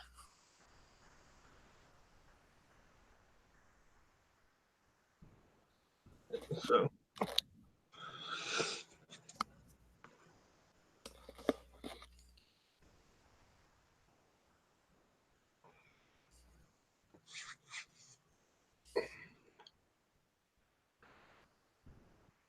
invisible Soren with his free hand, his offhand, grabs Mal by the collar, the front of his shirt. This ethereal golden or dimension door opens up behind him, and he pulls Mal into it with him, and they go into the hallway area, getting him away from the 6 guards that are just around the corner. Emrys, is that you? Right. So I will say, as you do this, the invisibility kind of ends. I think it ends when you cast a spell, right? Yeah, but it doesn't even matter. You dimension door. He kind of like pops back in front of you right after you've cast invisibility, and he pulls you through it. You're like, what? Sorry, As he does this. I appreciate So, that. yeah, but yeah, y'all are effectively out of the or what's the range of dimension door? It's 500 feet, but I want to go 20 feet maybe down the hallway. And his bow's back up and arrow knocked. Yeah, you're good. You and Mal are effectively out of the combat area. You can kind of put yourself off to the sides if you want, because I know what you're trying. I know what you're doing.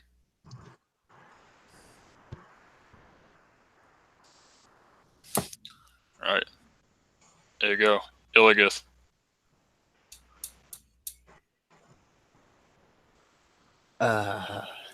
Dahlgrim has basically just said, "What in the blazes?" as he, goes invisible. What is the king doing?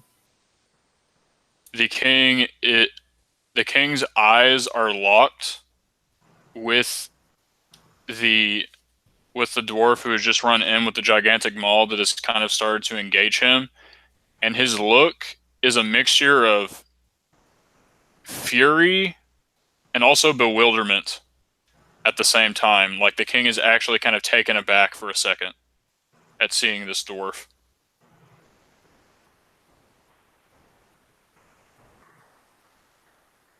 What has the advisor done?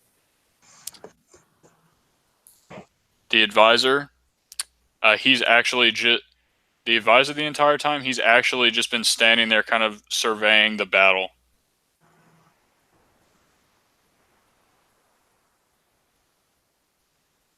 Seemingly, it looks like he hasn't really been doing much.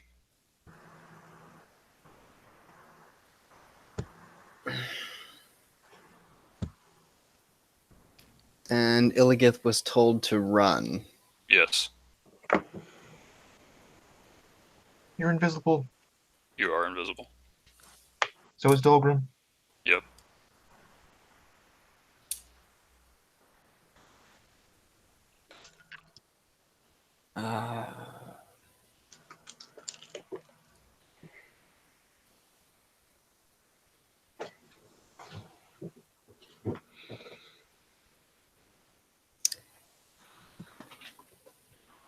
I really have no idea what to do.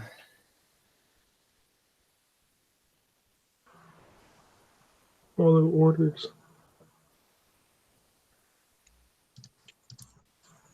Malvadrian comes back into the room. Come Illigus! this way!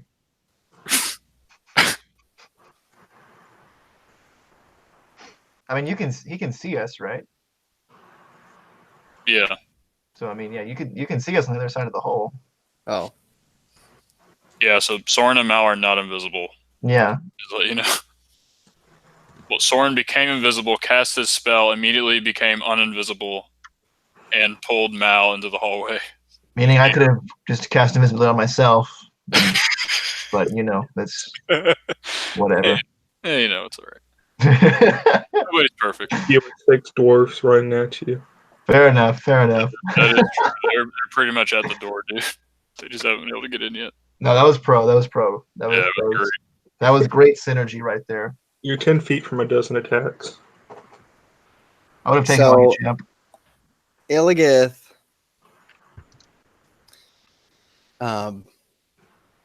in the mix of battle and everything, feels the hand of Malvadrian and this, like, it's almost like a revert, like an echoey, distant run in his head. And as he looks down at his hands, which are so, his sole weapons, they're not there. And in front of him, the dwarves that were engaged in combat with him are momentarily stunned, as in Where the then F they, yeah. But realizing this opportunity and looking and not seeing Dolgrim, Illigith breaks for the doors and shuts them and bars entry into the room.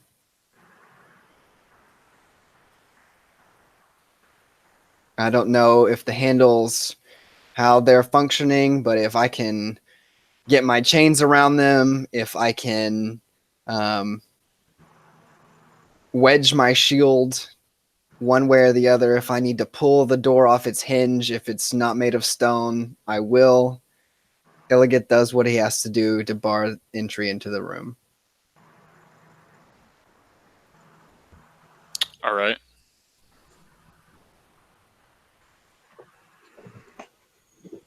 So, believe you're okay. When you're invisible, I don't think it ends the invisibility if you're.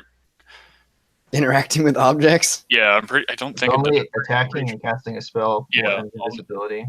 Yep, only attacking or casting a spell will. So you kind of attempting to hold the doors against the Kingsguard that are about to be swarming in here. Yeah, go for it. You can definitely use the chains if you want to, use your body, like get it, like shoulder up to it to kind of block the doors. You can definitely do that. I mean, I think the best bet would be to try and use the chains at somehow, Yeah, go for it. as well as putting my entire body into holding the doors together. Yep. And so I will say these doors, like if you wanted to open them, Illigith, you'd have to pull them. So you Oh, can, okay, so even better. yeah, you can definitely bar them. I like that. All right. So you're just kind of using the chain and everything like that. I have effectively locked the door. Yes, you have. All right. I like to think that I could see the dwarves like right there. They couldn't see me, and then Oh, the yeah. door just like closes.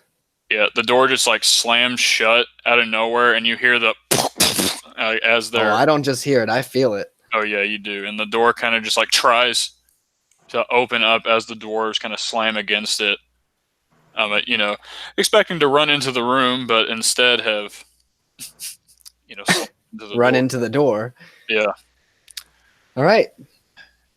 So that's your action, and you've moved a little bit. Or are you just gonna? Technically, that's yeah. I mean, there's nothing. Uh, is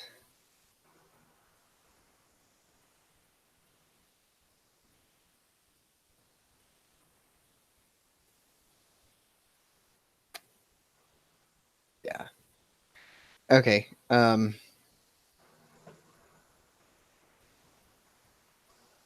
Let me double check this to see if it's Okay. okay. And so recognizing that these dwarves, though he doesn't know anything about them, but seeing that their intentions are at least better than the other dwarves, and that we now have a viable force against our current enemies, Illigith is going to cast aid on the leader of these dwarves. All right.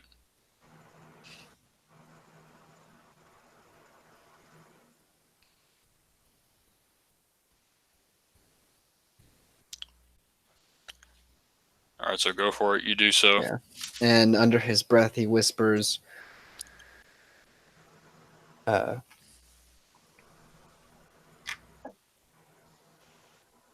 "You are with us, Ilmater,"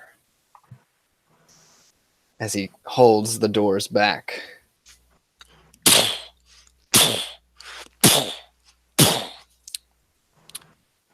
As these doors slam against the door. All right. As your turn, Illigith, it is now the dwarf's turn. Right, you're good. You're staying there. You're holding the door. Yeah. Just making sure. All right. So yeah, these dwarves. This one, this one right here, is the only one that hasn't been able to. I'm gonna become, or the hat. Well, actually, there's this one over here. These two, just again, they're just kind of stunned in bewilderment, and they see the doors kind of slam shut, but they move up to attack the things that they can actually see.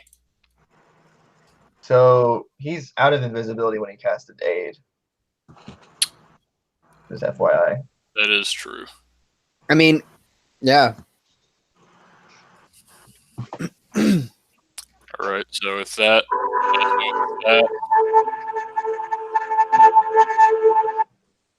okay, if that is the case, these two doors would probably come down here, try and attack you.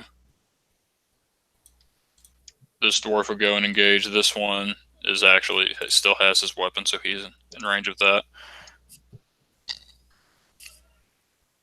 All right. So let the Slaughterfest begin. The king me going first. He, like I said, he has a mix of anger and bewilderment as he looks at him, at this dwarf, and he says, in that moment, kind of fury, "You traitor! You traitorous bastard! You come here into my throne room.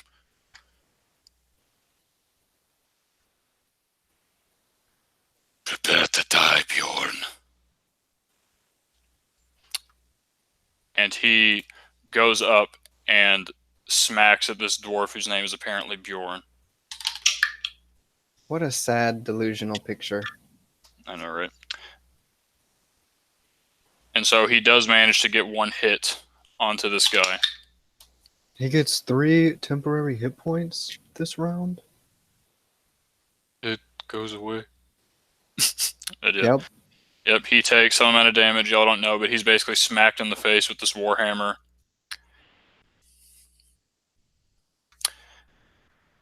And in response, we're gonna go ahead and do the King's Guard first. Well, actually, I'll just do Bjorn. His name apparently is. As he's kind of smacked in the face with this warhammer, he kind of looks up, his eyes still glowing with that white energy. He says, "I am no traitor. You are the one who has forsaken our people and our God." And he will attack the king.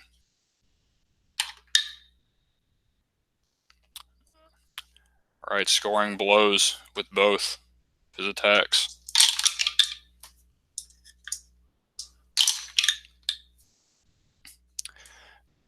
The king, as he takes these blows with them all, as they slam into him, the king staggers back, but still remains standing.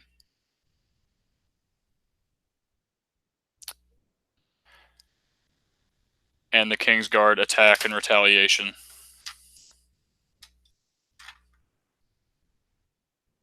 As I go to Excel.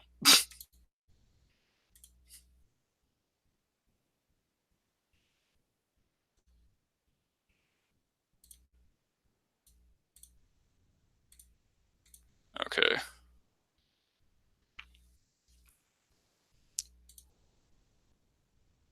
This guy actually goes down. As those two just bum rush him and manage to take him down. These two, they were disarmed, but they got hand axes out, and unlike the others, these dwarves are definitely aiming to kill. As you see that they basically take the axes, hash into him, and the final blow just kind of cleaves directly into his face, and you hear the of the axe meeting flesh, and that dwarf just falls to the ground, dropping the dual warhammers that he was wielding. And these King's Guard, one of them, this one right here, the one next to the king, attempts to attack Bjorn, but Bjorn shrugs off both hits. This one manages to get one in, slashes him across the arm with his poleaxe. This one right down here attempts to take on the two dwarves that are kind of bum rushing him, but he can't. These two dwarves that are attacking you, Illios, actually only one attack makes purchase, and you take 8 damage from that attack. As you're kind of skewered in the back by well, not skewered, that's too much, but you're kind of slashed in the back as you're attempting to hold this door closed. And yep, that is pretty much all you can see. Now these guys that are attempting to attack back have disarmed. One of them continues to try and disarm, the other one attacks. This one right here not quite bringing him down. These two aiding. Go over here. This one actually goes over to try and help you. This one fills in. and they attack. Blows going back and forth. None of the King's Guard go down. This dwarf comes over here and attempts to pull this dwarf off of you, or actually he's going to attempt to pull this one off of you. So he does so, and you see this dwarf that kind of hit you with it, just kind of yanked onto the side, outside of the reach with the pole arm. And there you go. And you are holding, and this dwarf right here, Illios, as he's kind of going over, you need to move! We will hold them back! You must run! You are our salvation! To you, Illios. And that is their turn. The advisor, still up there, hasn't moved and is seemingly still surveying the battlefield. Okay, and that is the dwarves' long-ass turn. You know, part of me expected to go back into the call because my screen has been elsewhere the entire time and see that I've been muted. I've just kind of been just sitting there. Rip. Yeah, I know, right? So that is the dwarves' turn. So, Mal.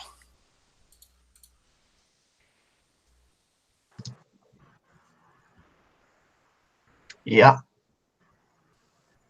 I mean, it's your turn. What do you I don't know. What do you want me to do, man? I don't know. So I'm out of from where you are, you can't see Illios or a Dolgrim as far as you're aware. They're both still invisible. That dwarf is kind of engaging the king. The one named Bjorn. You see one of them get hacked to pieces. Okay, I guess I just run to the entrance of the hole then. You can bring your thing to the front. I'm trying to bring myself to front. Yeah. There we go.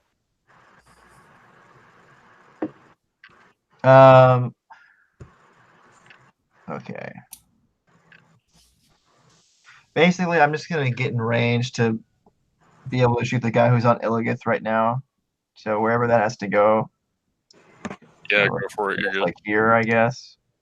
5, 10, 15, 20. You could shoot from. I'm pretty sure. Oh, hand crossbow. Yeah. Yeah. You're good. Okay. All right, brothers. Time to go old school. Old school Mel, like Let me find my 5 or 6 what? sessions Mel. Yeah. It's been a while. Liberty Hammer. The Liberty Hammer. Okay, there it is. 11. That was only a plus. Never mind. That's damage. Nope. Sorry. All right, here we go. The 14. King's Guard have a 17, by the way. Okay, that misses. 29. Yeah, I'd say that one hits. 29 again. All right. So I'm shooting at this guy. Uh-huh. This guy takes a whopping 17. Wait. Oh yeah, 17 plus 8.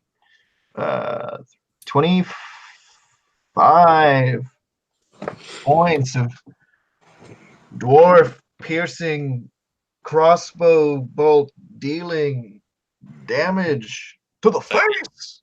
Thank you, Clint. Does it kill him? Yeah. If so, I don't want it to kill him. Damn it.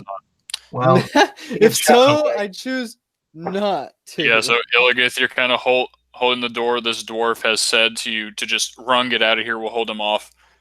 And that dwarf that has just been trying to hack at you with the hand axe, you hear as these 3 crossbow bolts kind of go into his back, and he goes, "Oh!" But he is still standing. And then the camera pans over to Malvasian, and he's like, "Come on, buddy. Let's go. Come on again. He's like, "Come on. Come on." You want a treat? What on earth? We have some gnomish vodka over here. Everything at the current moment in Illios' mind just goes blank when he hears the word vodka. Yeah. Come, No. brother. There, that's what I say. Soren. Join me. Last time you said that. Seeing our glorious had escape has failed once again due to Illigith. Soren sighs and takes his bow off his shoulder, quickly draws back an arrow and lets it loose, firing at the king, who is leading the fight back. Aiming for his knee, non-lethal damage with sharpshooter. 19 on the first one, or 26 total on the first one, Okay. and 19 to hit on the second one.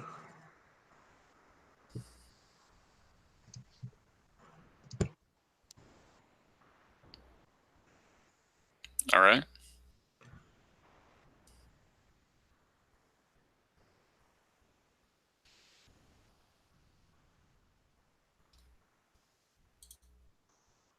$31 points of damage from the first attack. The second one, 20 points of damage. 51 total. So Ryan, Wanted to eat me. as the second, make a perception check with disadvantage. Okay. Already have disadvantage. 21 total. Wait, hold on. 19 total. Right. So in that one moment, even though this just chaos as you try and do that, the first one lands into the king, and he staggers back from that impact from another arrow being stuck at. But as the second one goes to hit, you notice a flit, just the faintest bit of arcane energy redirect the blow so that it misses him.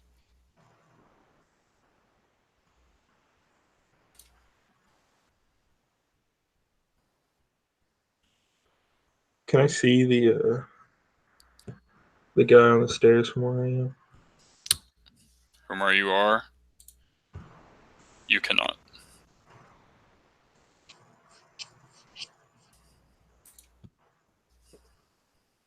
And I'm sorry, step up to the entrance and survey the field as well. See if I can see someone that took damage or looks like they got hit when they didn't actually get hit yet.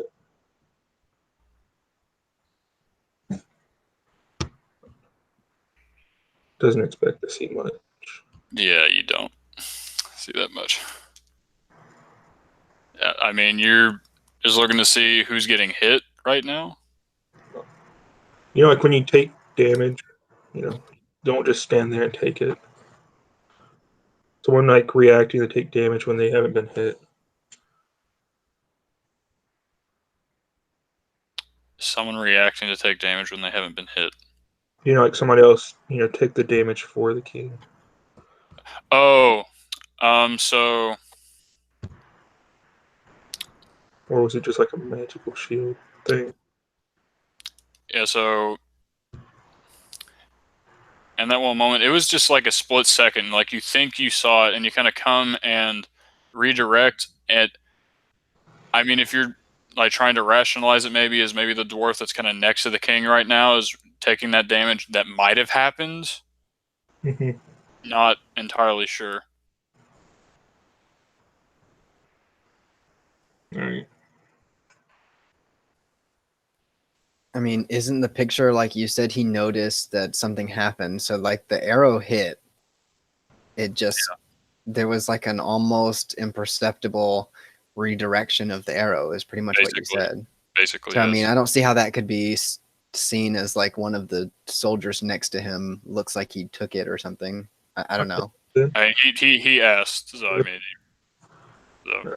I just messed with you. All good. Yeah. All right. So it's Soren's turn. Illigith, you have been told by this dwarf. Say, go. We'll hold. Go. We can hold them off. You are our salvation. Not knowing at all what that means. Yep. And knowing that there are enemies on the other side of the door, Illigith, the only thought that passes through his brain is that he must be talking to somebody else. Illigith continues to hold the door and sees the attacking dwarf. It looks him in the eye, and he says very calmly, "Away from me!" as he casts Sanctuary. And once that's finished, he's going to heal, imbue his hand with divine energy, and heal some of his wounds. All right.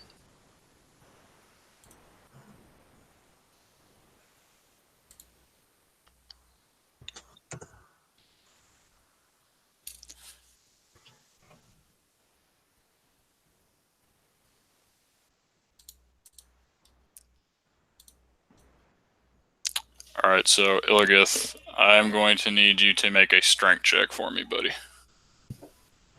Just a flat strength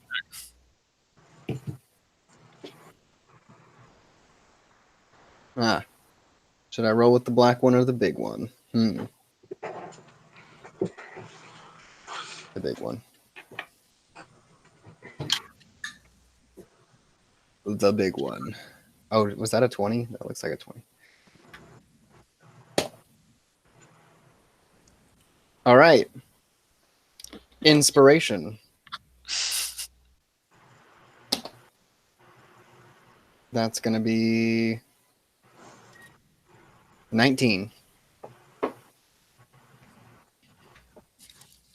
Yep, so these dwarves...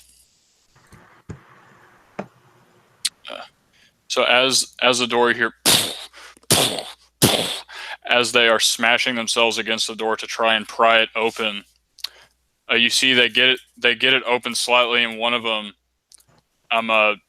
just slightly manages to get a weapon through, but you're somehow, maybe it's the combination of the chains and the door and just your strength, the adrenaline in the moment, you were able to hold them back for this one moment, and that pole axe that kind of reached through the door, the handle of it just kind of snaps as you force the doors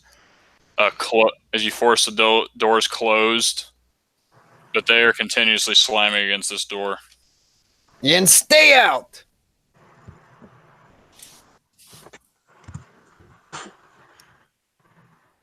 Right. So this dwarf right here is going to attempt to basically take that dwarf off of you. Fails miserably. Like, holy crap, fails miserably. It kind of goes up to try and wrench him off of you, and just gets swiped. With a hand axe in return. This dude. So I'm trying to make a final stand here. Let me go to Excel.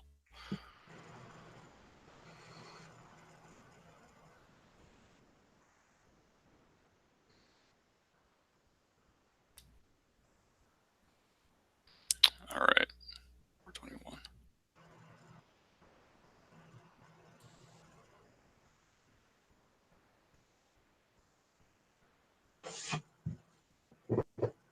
I keep flitting between things. All right.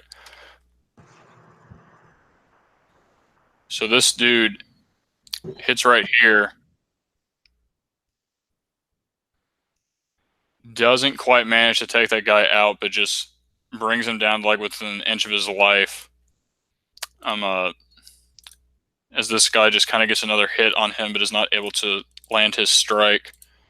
These two Kingsguard over here that I'm clicking are engaged with these two.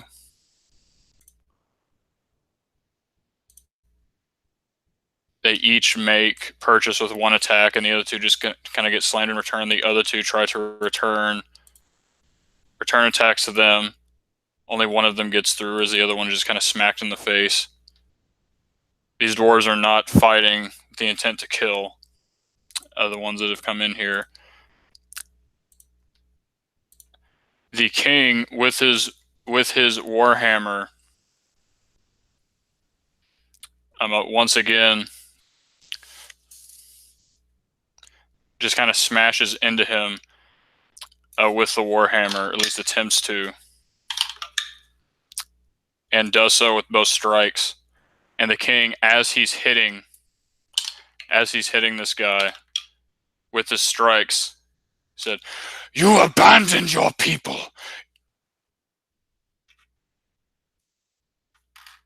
You abandoned me."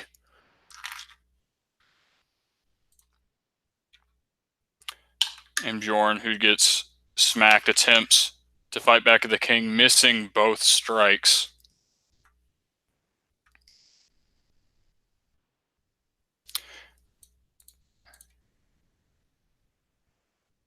Is these two, and one of them hits, one of them do not. This guy manages to get a hit on that guy.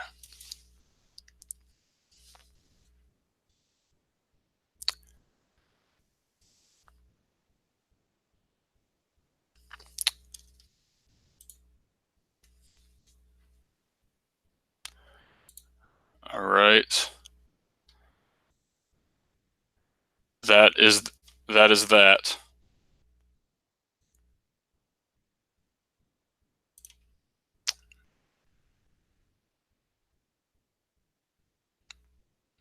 All right. Yep, that's it. Mal.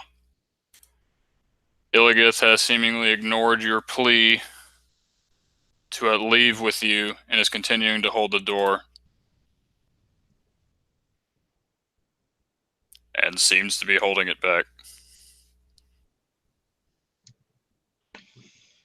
Still not ready to change my name.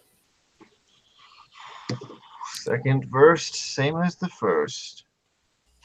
Here we go.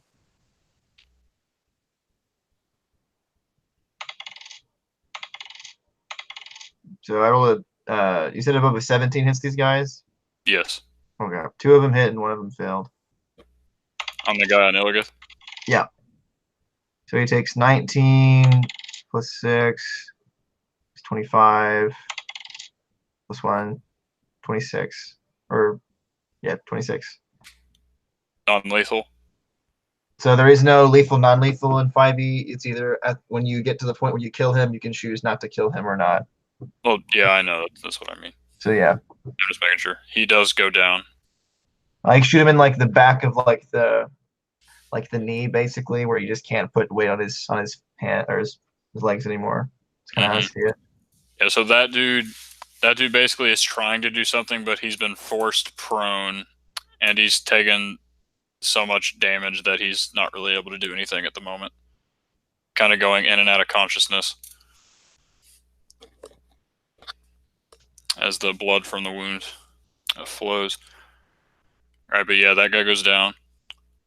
Soren. And after that, I'm going to scream, Illigoth, we can't fight an entire castle. And that's it.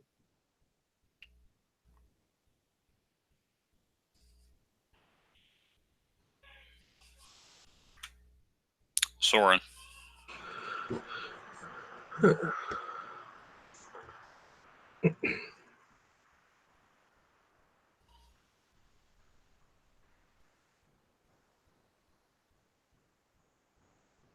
going to do the same thing. Release 2 arrows. Both with sharpshooter. It's going to be a 19 and a 13 on the dice, a 20 and 26.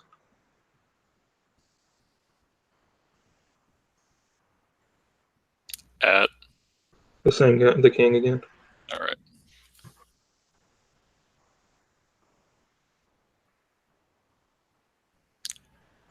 All right. So this time, Soren, as you're attacking the king, you notice. You had your suspicions. You notice the first one. The first one still manages to hit, but the second one is once again almost imperceptibly, but you're looking for it this time, almost imperceptibly deflected by arcane energy. Mm-hmm. You know for sure now.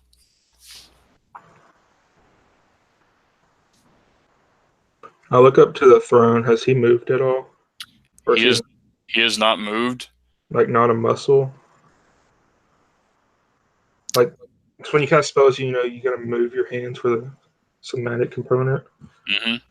Has he like moved a muscle, or is he just standing there still? He seems to just be standing there. Okay. It's really weird, and it doesn't make sense to you.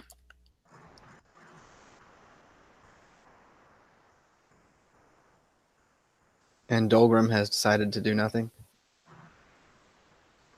Dolgrim is invisible, and you do not know where he is. So that's gonna be 50 damage total. I counted it total before you said anything. Mm. Let me look at the math real quick. Say 50 damage with one attack. 2 attacks. The second one got deflected, right? Well, I did the math before you said that. Gotcha. Okay, that's Let me read through the math real quick. okay.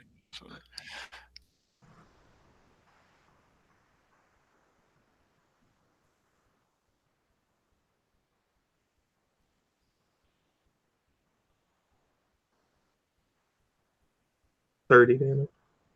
All right.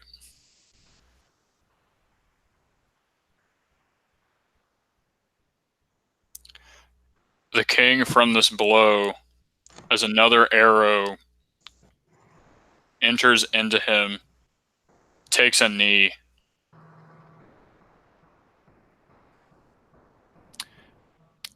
And his head wobbling, just his eyes kind of flitting open and out of it, blood kind of streaming from these wounds, just straining to remain conscious.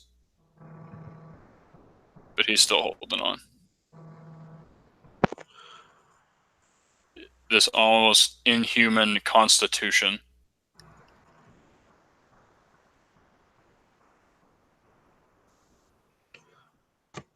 And before I finish up,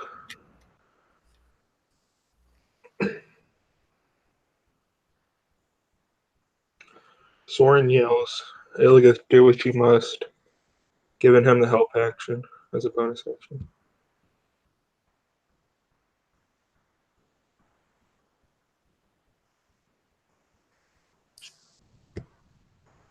All right.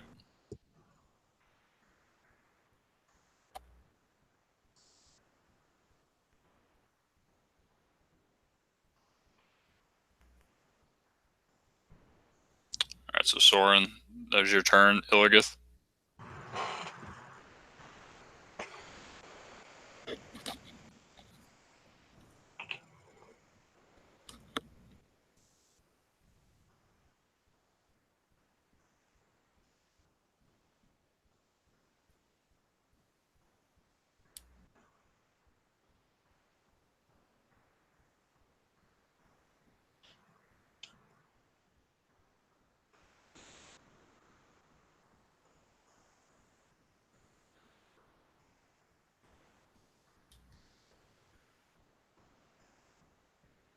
You're muted, Logan.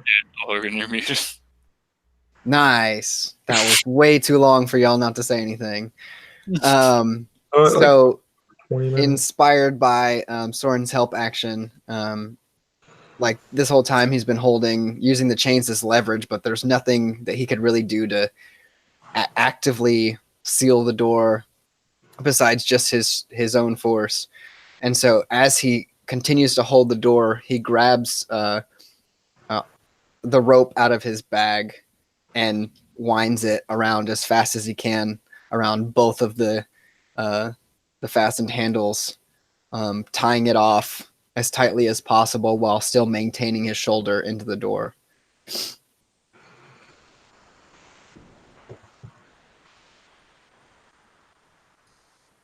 All right. Let's see. And I don't think that there is any kind of.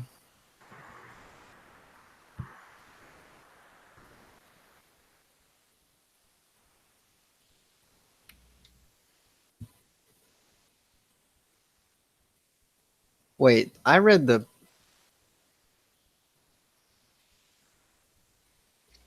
Oh my gosh. When I cast Aid earlier, Mm-hmm. I meant to cast Heroism. I read the wrong thing on my list. Oh well, he got an extra 5, I guess. Yeah. I guess 3 others got an extra 5 HP too. Anyway.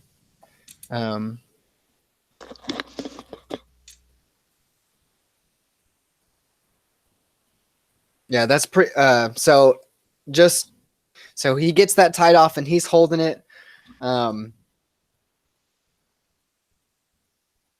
Yeah, I should have broke the chains earlier, but in a less spectacular way, he's gonna break the chains and equip his shield as he casts bonus action, sacred weapon.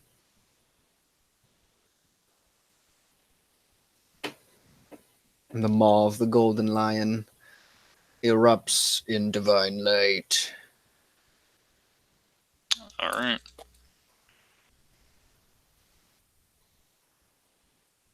Your sanctuary ends if you hit that. If I hit anybody, I know. Yeah. Just saying. Haven't hit anybody. I know.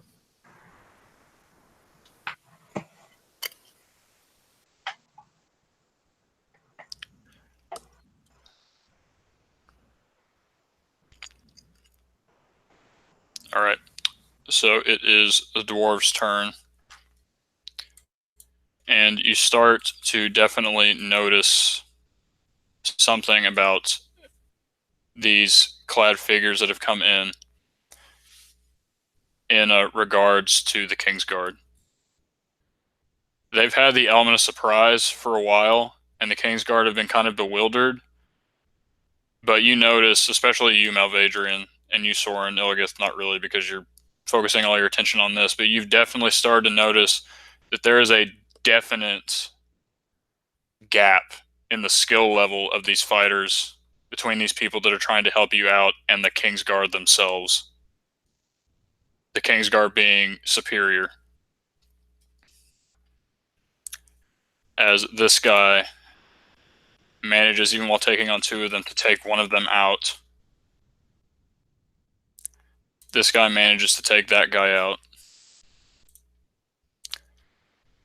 This guy's still managing to hold on. As he takes a hand axe blow to the chest, but he's just kind of toughing through it. These guys who've been attacking, that guy goes down. This one just kind of staying there, actually manages to block the 2 blows that are kind of aimed at him. And this one is just continuing to kind of stab at Bjorn. Only one of them hit. He's going to take some amount of damage as the poleaxe kind of stabs into his side. And what happens is because you cast a divine favor. Was it divine favor on Bjorn? Technically, I was intending to cast Heroism on him to give him 3 HP per round, but I said Aid, and that would be 5 max HP to 3 allies. So I don't know if you've been giving him 3 HP per round, or you just gave him 5. Oh, I haven't been giving him HP per round, but I mean the guy seems to be doing all right. Good. He's taking some hits and he's wounded, but he's still in the fight. Aren't we all?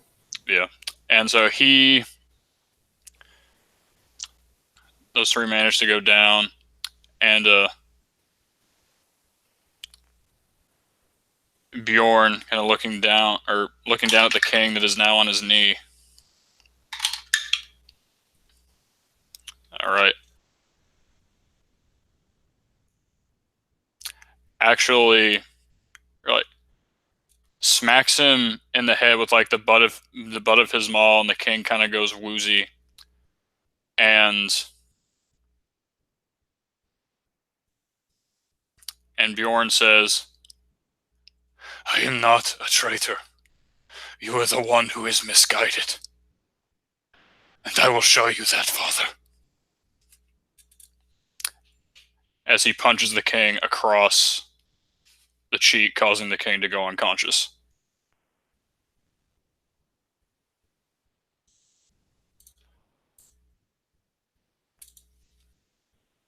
Alright, I'm going to leave the king or no, I'm not. Yeah, I'm gonna take him off to the side. The king is unconscious. And Illigus,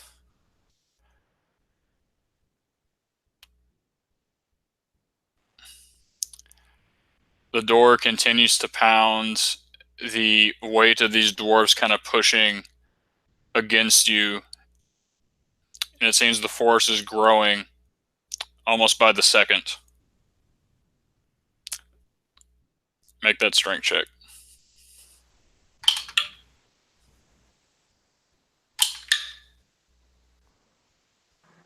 You have advantage. That's a 17 on the die. Plus 12. A strength check? 29. This, I'm sorry, plus 3. 20. Like a flat strength check. Plus 4, 21. Alright, so It can only get 3 higher than that. yeah. So Illigus, the thing is, you're trying your hardest to keep this door open, but the strength of one man, even if he is a Goliath, has its limits. The door doesn't completely open, but it gets partially open.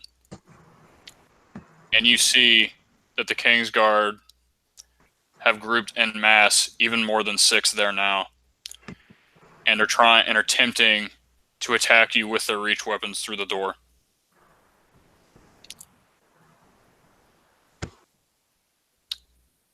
I'm not going to bother with Excel. So they need to roll wisdom saves. Oh, I'm for protected by a sanctuary spell. Okay. That one manages to get through. That one fails miserably. That one manages to get through. So 2 attacks manage to get through at you. And you take 20 points of damage. Let's see, look at chat.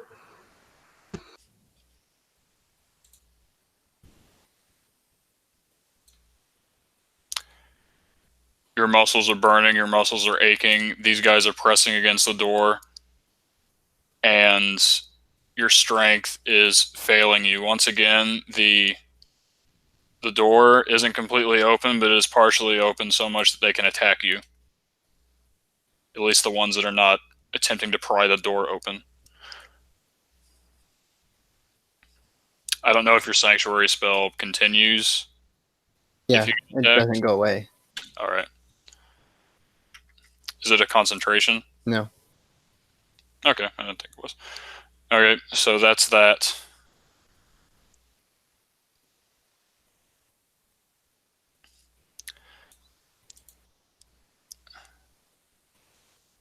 That is the dwarf's turn. This guy.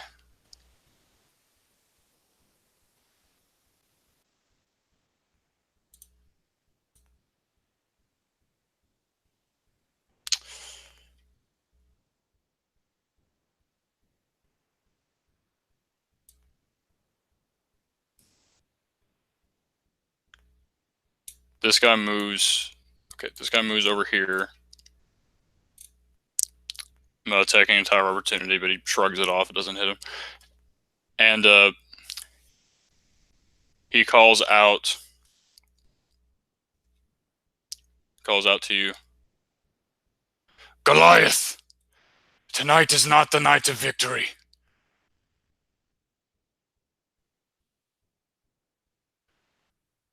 Vermorton shows me elsewhere.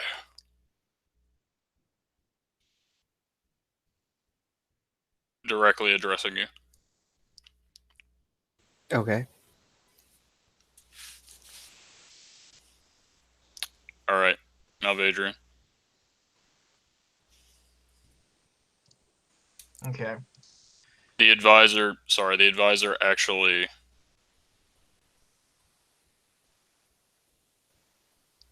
rushes down to the king's aid, but is just kind of looking over him.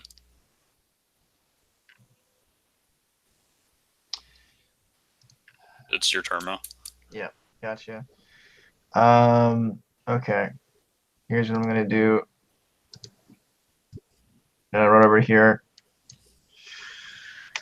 I'm gonna whip out my swordy sword, and I'm gonna swipey swipe. All right, here we go. 21, 26. Mm-hmm. Okay.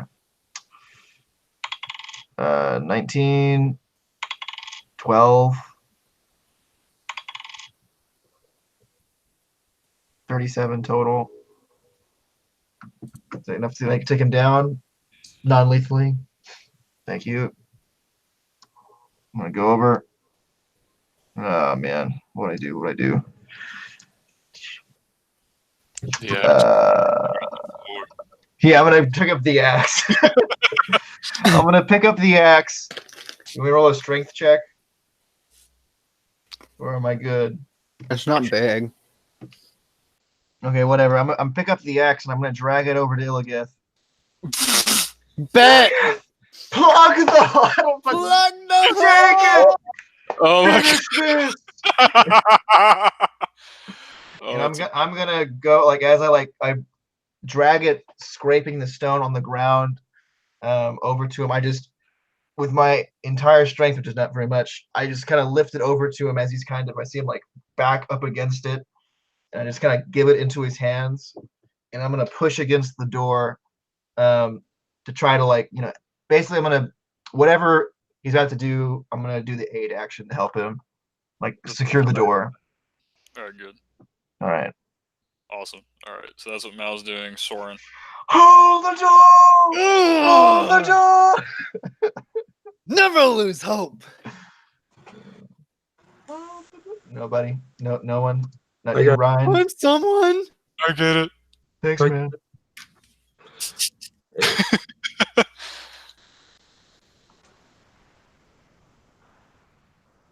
Okay.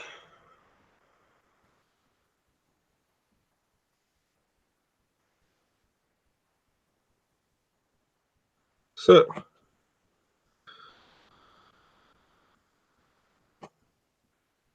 seeing everything go on, and that getting a little desperate here. The ring on Soren's finger glows and extends into his bow. Oh no. Up the string, the arrow catches fire, Hey. and he releases it, essentially casting a fireball from the ring, spell storing. Boom, baby. And I want to be. Is there a way I can hit the 5 dwarves in the middle without hitting the other 2?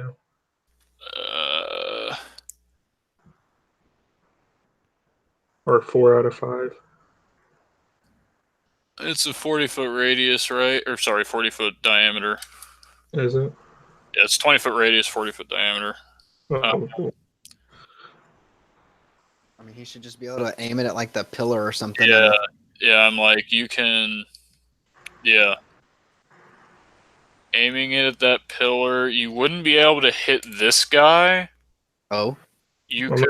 Well, it depends. Who are you trying to hit? Are you trying to hit these bottom 4? No. It's top. 5. Top 5, yeah, definitely. Oh. Sweet. Done. Making dwarven dexterity saving throws. Let's do it. Have fun. The way the ring works, it uses the caster's ability, and I'm not the caster. So I don't know what the DC to be. Oh, I see what you're saying. It's the put the spell in the ring.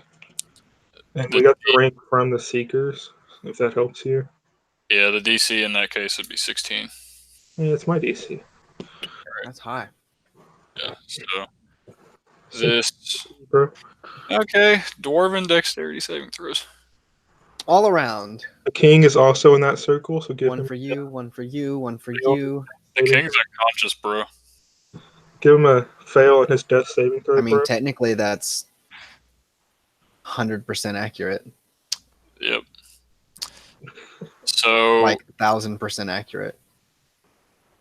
He just takes the damage and doesn't get a save. And since he's already unconscious, well... Yep, so... That's gonna happen. We're not trying to kill anybody, man. What happened to not killing Yeah. anybody? Okay. Round your dead out. Okay, that's more like it. That makes more sense. Okay. Oh, yeah, one more. Soren is giving So, one roll for now. these two... This dude rolled an 18. This dude rolled a 19. These two rolled like 10s. Or these three rolled like 10s. Actually, the last one rolled like a 6. So, these guys take full damage. These guys take half. I guess I gotta roll that, don't I? Yeah. To do that. It'd just be regular fireball 8d6. Oh boy, moly. Holy moly. 4, 1, 5, 6, 5, 5, 6, 2. 34 total. Whoosh. 34. Total, yes. Alright. Fireball explosive damage. 17. So, these guys take the 34. This guy goes down. Bet that arm is hot. This guy goes down. This guy is still barely managing to stay up. This dude takes half and is still up, but is very noticeably like coughing, wheezing, just like grunting at the burn, or excuse me. That's more like it. Yeah, that's more like it. He's a dwarf. Yeah. At the burning damage, these two dwarves right here, just like dumbfounded at the display of magic before them. This dude, Ryan, the advisor, when you look over and he's just kind of standing over the king, kind of kneeling down, you look and he sees some slight burn marks on his face. The king appears to be undamaged from the fireball. This motherfucker. And he locks eyes with you.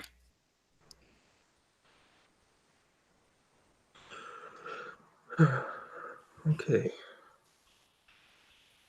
Bring it, bro. Alright. Oh, and he looks at Bjorn. Who is also dumbfounded by the fireball right in front of him. I'm not sure what he's doing right now. Magic. I yell some words of encouragement to aid him in what he's doing. I give the help action. Okay. Because I'm not sure what he's doing. Smashy. Or... Don't worry. I have What? words of encouragement that can fill your place. Just needs to be my turn. Alright.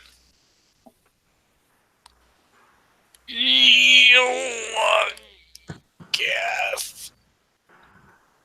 Indeed! Yeah, for real.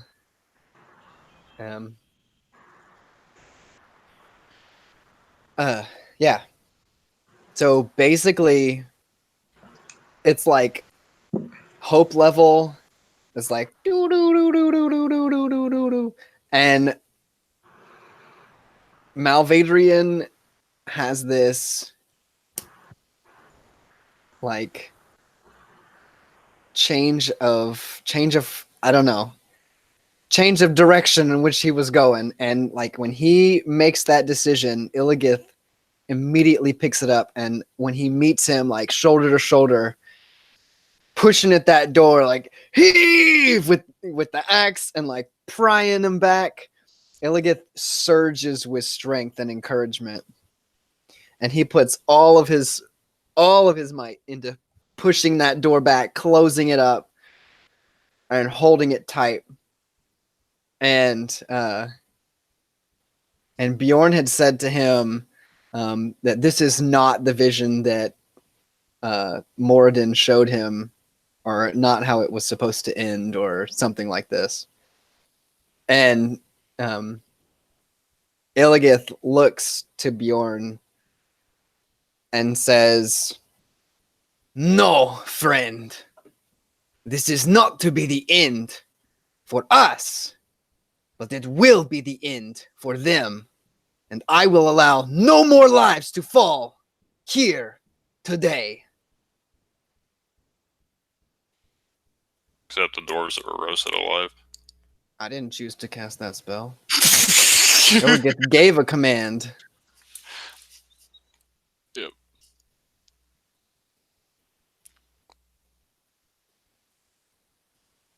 In other words, Bjorn, focus on the task at hand. I don't know what you're doing standing there. Get moving.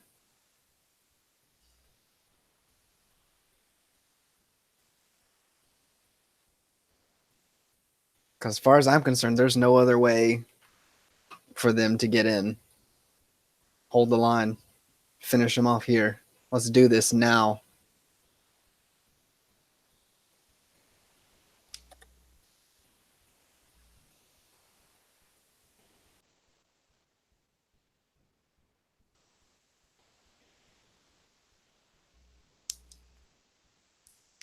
I mean, if there's nothing else going forward, just for the sake of saying it, I'm going to prepare an action. No, I'm not. I don't prepare an action. I still have Sanctuary on. All right.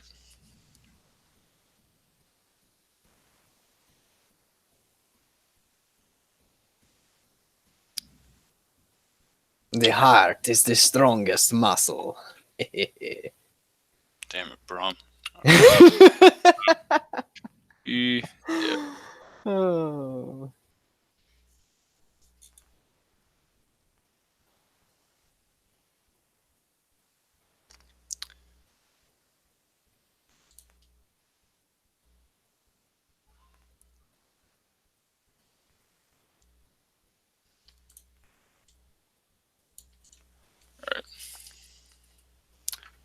This guy goes to meet him. Oh, yeah. Okay. Bjorn, kind of hearing these words and taking more of the initiative, manages to knock that guy unconscious just by, again, the amount of precision, I guess, that it takes to like wield a maul with non-lethal without killing someone is kind of amazing. So he just manages to just like stop his swing, just like get a good gut shot in to knock this guy unconscious and kind of help out his buddy that was about to go down.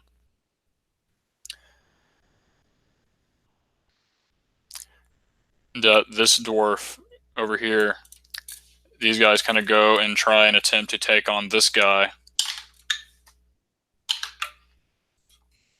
All right, both of them missing with their strikes. The Kingsguard, however, manages to get a hit, and on this one, taking him down.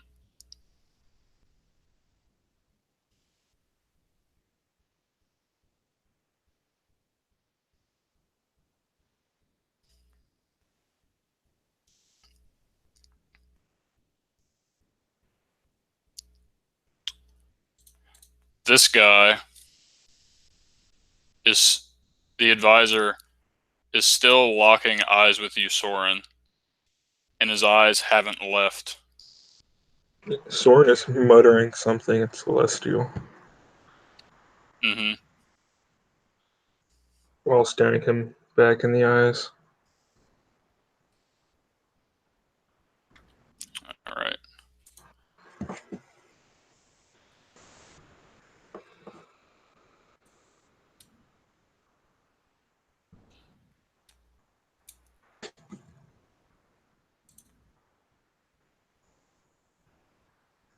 All right. So, this guy right here, Soren, please make...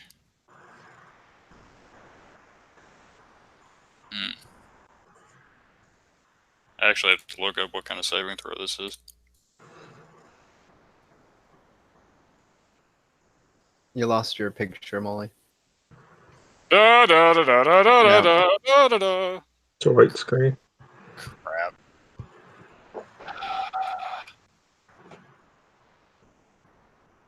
Okay. Guess I'll use my phone then. Okay.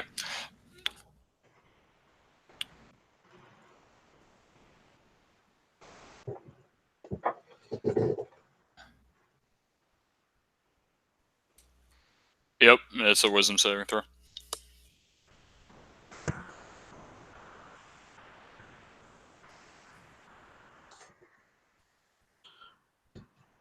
What are the odds I'm still affected by Beacon of Hope? Yeah. I mean, it's a minute. I've been hit a lot, Yeah.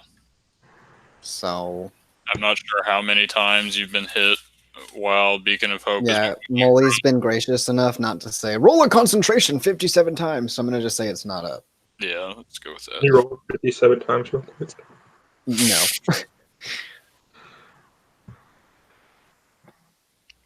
I mean, if you were closer to me, you'd get some help, but you're not. You said wisdom saving throw? Yes. Where's Dolgrim? Do I have disadvantage on this? For my exhaustion? No.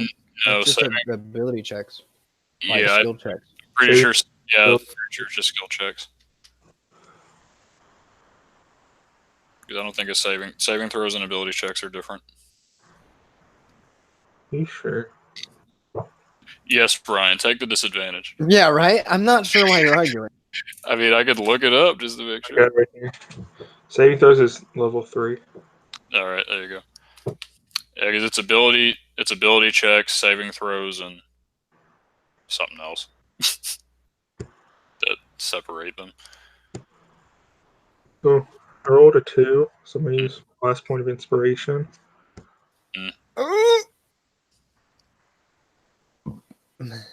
Yeah, I'm going to crit that hoe. 21. That celestial bad mouth. Oh boy. I just need Dolgrim to come and chill his dad out, and we'll be good. So you crit. Yeah, from a 2 to 20.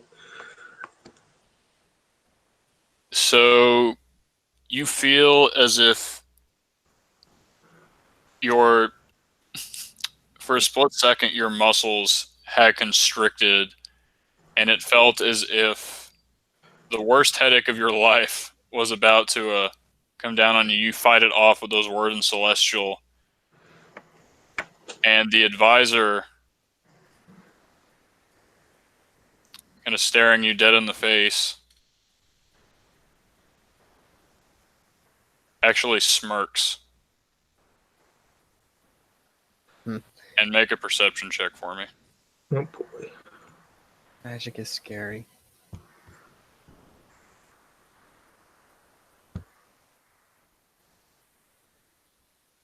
Uh, 13. 13? Yep. You just see that smirk. Cool.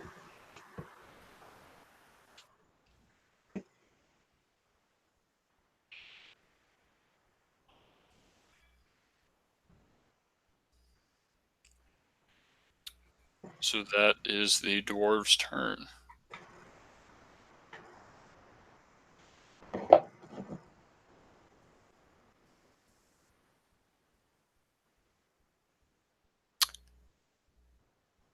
Yep, it's dwarves' turn.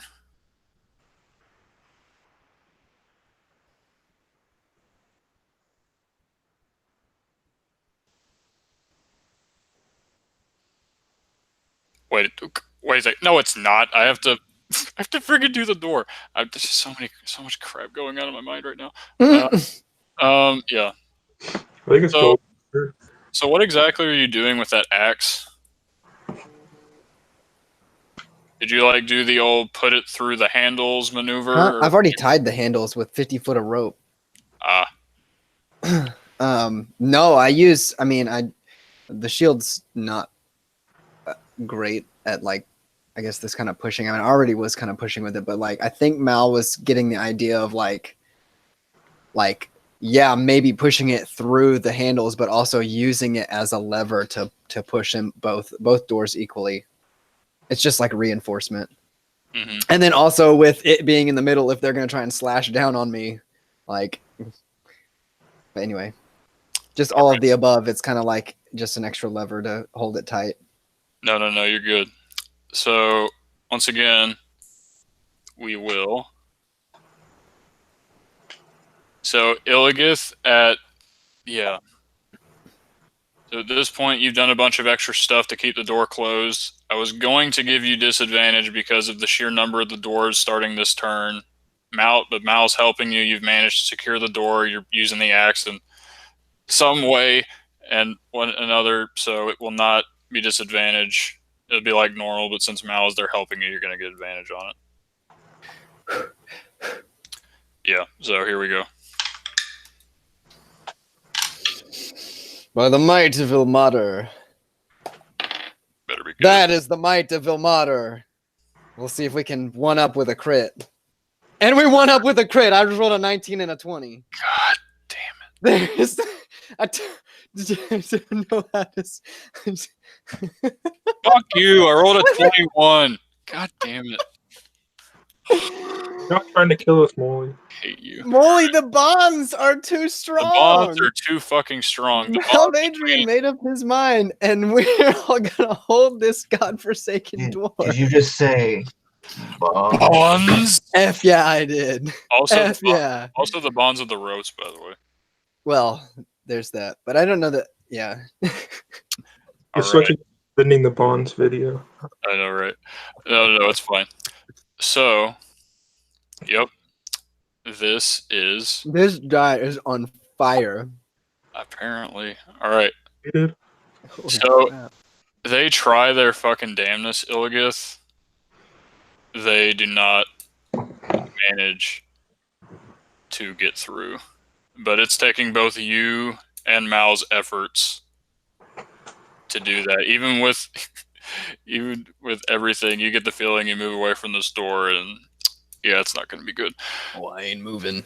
Yeah. So now it's Mal's turn. You gonna continue to help your buddy out? What you gonna do? What do you want from me, man? I don't know. That's kind of what I've been saying the We're in past. the middle of a shit sandwich, and I don't know what to do. So the "what do you want from me" is what Illigith has been saying this entire fight. So. Well, You can do what is the guy doing? What is he the Bjorn? Yeah, Bjorn's like, I'm in control, and then kind of doesn't control. Yeah, I'm gonna defer to Bjorn because I have Good no idea. idea what the heck is going on. Yeah, so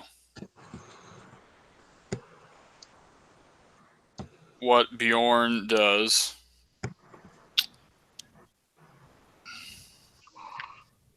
So Illigith, you basically said we're holding the line.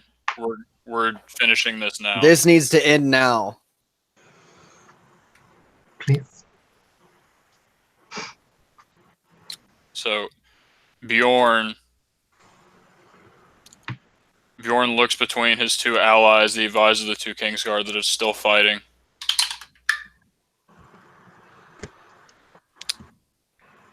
And he says, hold the line. Yeah, he does. Why? Wesley, Why are you doing this to me? why are you doing this to me? All right, so Mal, what you gonna do? I'm gonna assist Illigith. Gonna assist Illigith. I give him the aid. Wait, Bjorn didn't do anything?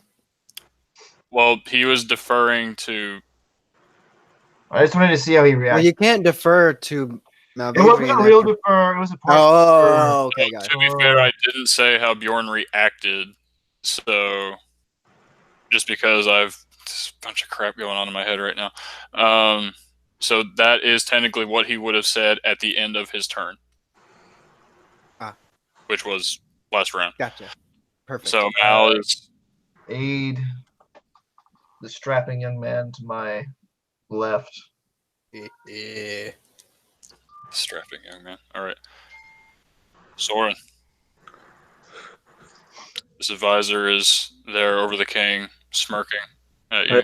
Question for you. You're What- asking this? What is the emblem or the symbol of the Seekers? The symbol of the Seekers? Yeah. I mean, the Seekers...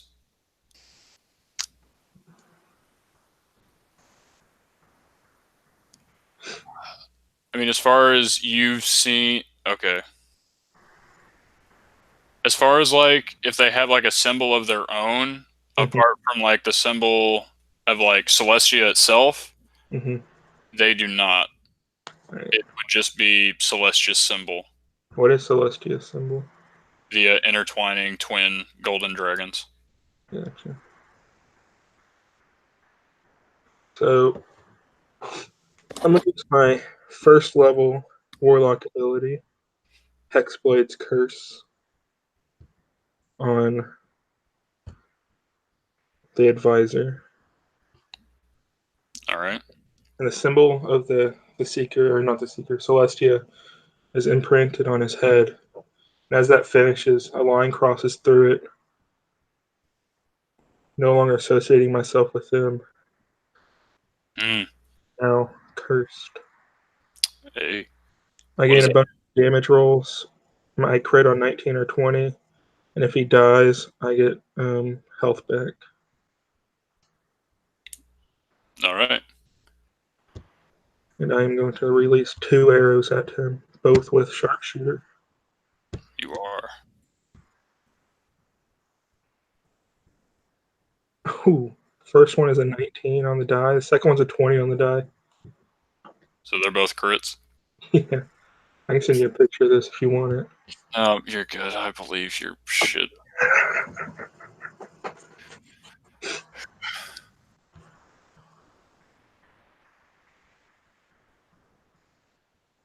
That's a lot of math.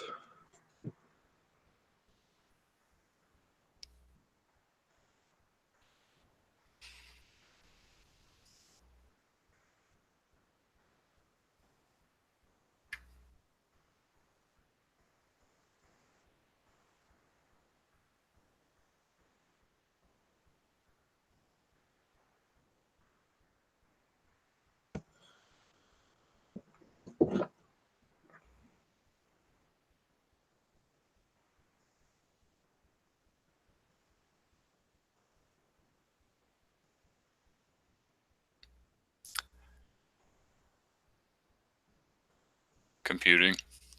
Right? Computing. And you know how I do crits, right? Max damage on everything and then roll again.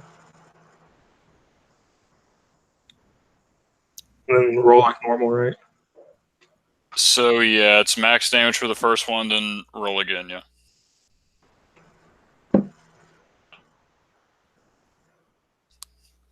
Okay, I need to see Logan and Wesley's faces right now. I haven't seen them in a while.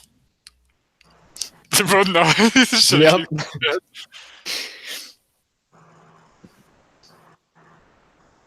The dice tonight have been unbelievable.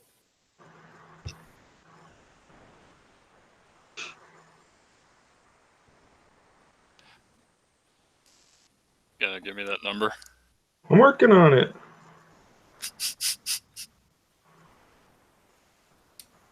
A lot of taxes to collect. Oh, now I get to look at the chat that I haven't been looking at. If I did my math correctly, and I think I did, Oh. my first attack did 95.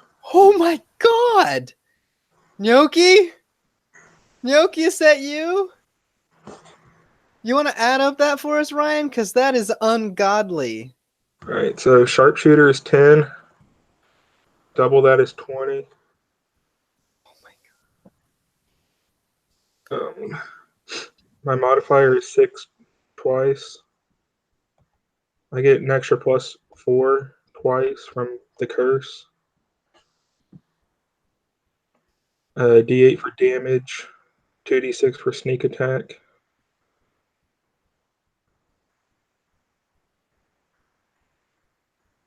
And then all that again, but rolling the dice instead of max.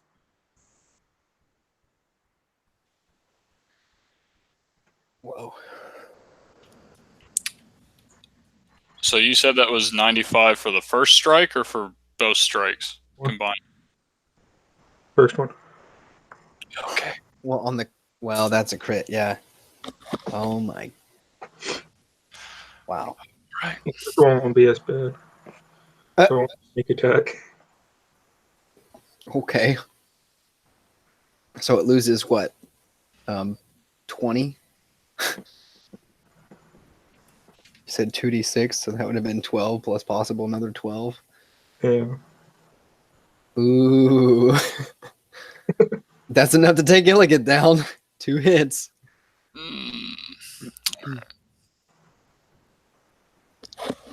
Wow.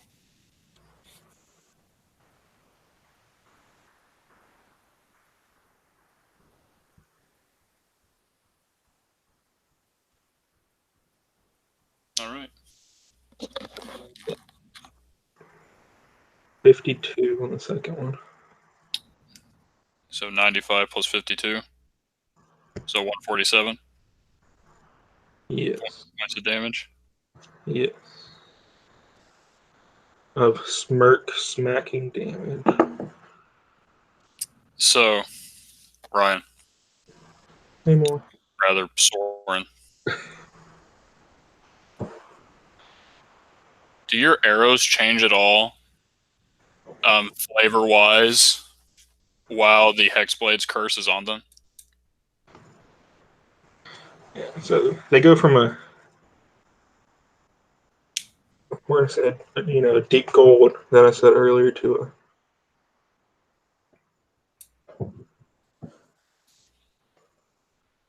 from the deep gold to more of a bright white aura as he summons his celestial heritage and the celestial magic running through his blood Yeah. and the celestial magic granted to him to do this in the first place. Can I, like... Oh, man. Okay, that's just fucking cool. Alright, so, Ryan. No, I say your name again. Soren. Okay, I'm gonna look at y'all's faces. Alright. So, as this happens, the first arrow, as these two arrows almost simultaneously release from this bow, these two golden, burning white arrows heading towards this figure.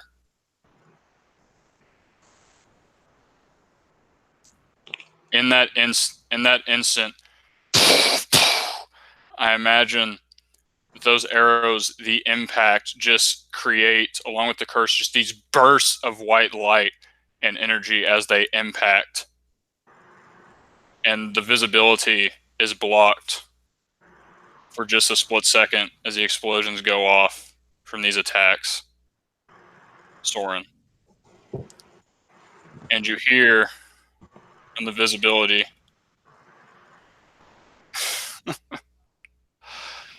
Oh man. I really didn't expect that from you. And the smoke clears. And standing there is not the advisor. Standing there with a familiar smirk on his face. An arrow of white light stuck into his shoulder.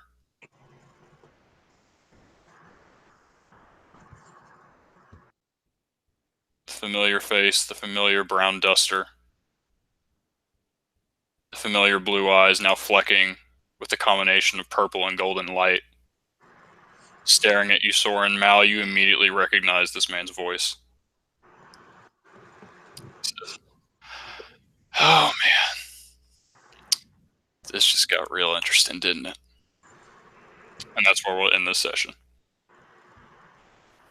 I was just about to say this session just got way too real. Holy crap. All right, let's just change it to did it work? Am I You're not? still alive, bro. No, I know I'm still alive. I wanted to turn my face on. No, you're Crap. not. I see it. You don't. Crap. All right. Let's go back to this. Da da da da da da da da da da. Da da. All right, I'm here. God damn it! I didn't. All right. Now that Molly has to rewrite his whole campaign. Yep. All right. But standing before you in his full glory, In the flesh. in the flesh, is Gareth Dalton. And that is where we will end our session tonight. Good night. God damn it, Ryan.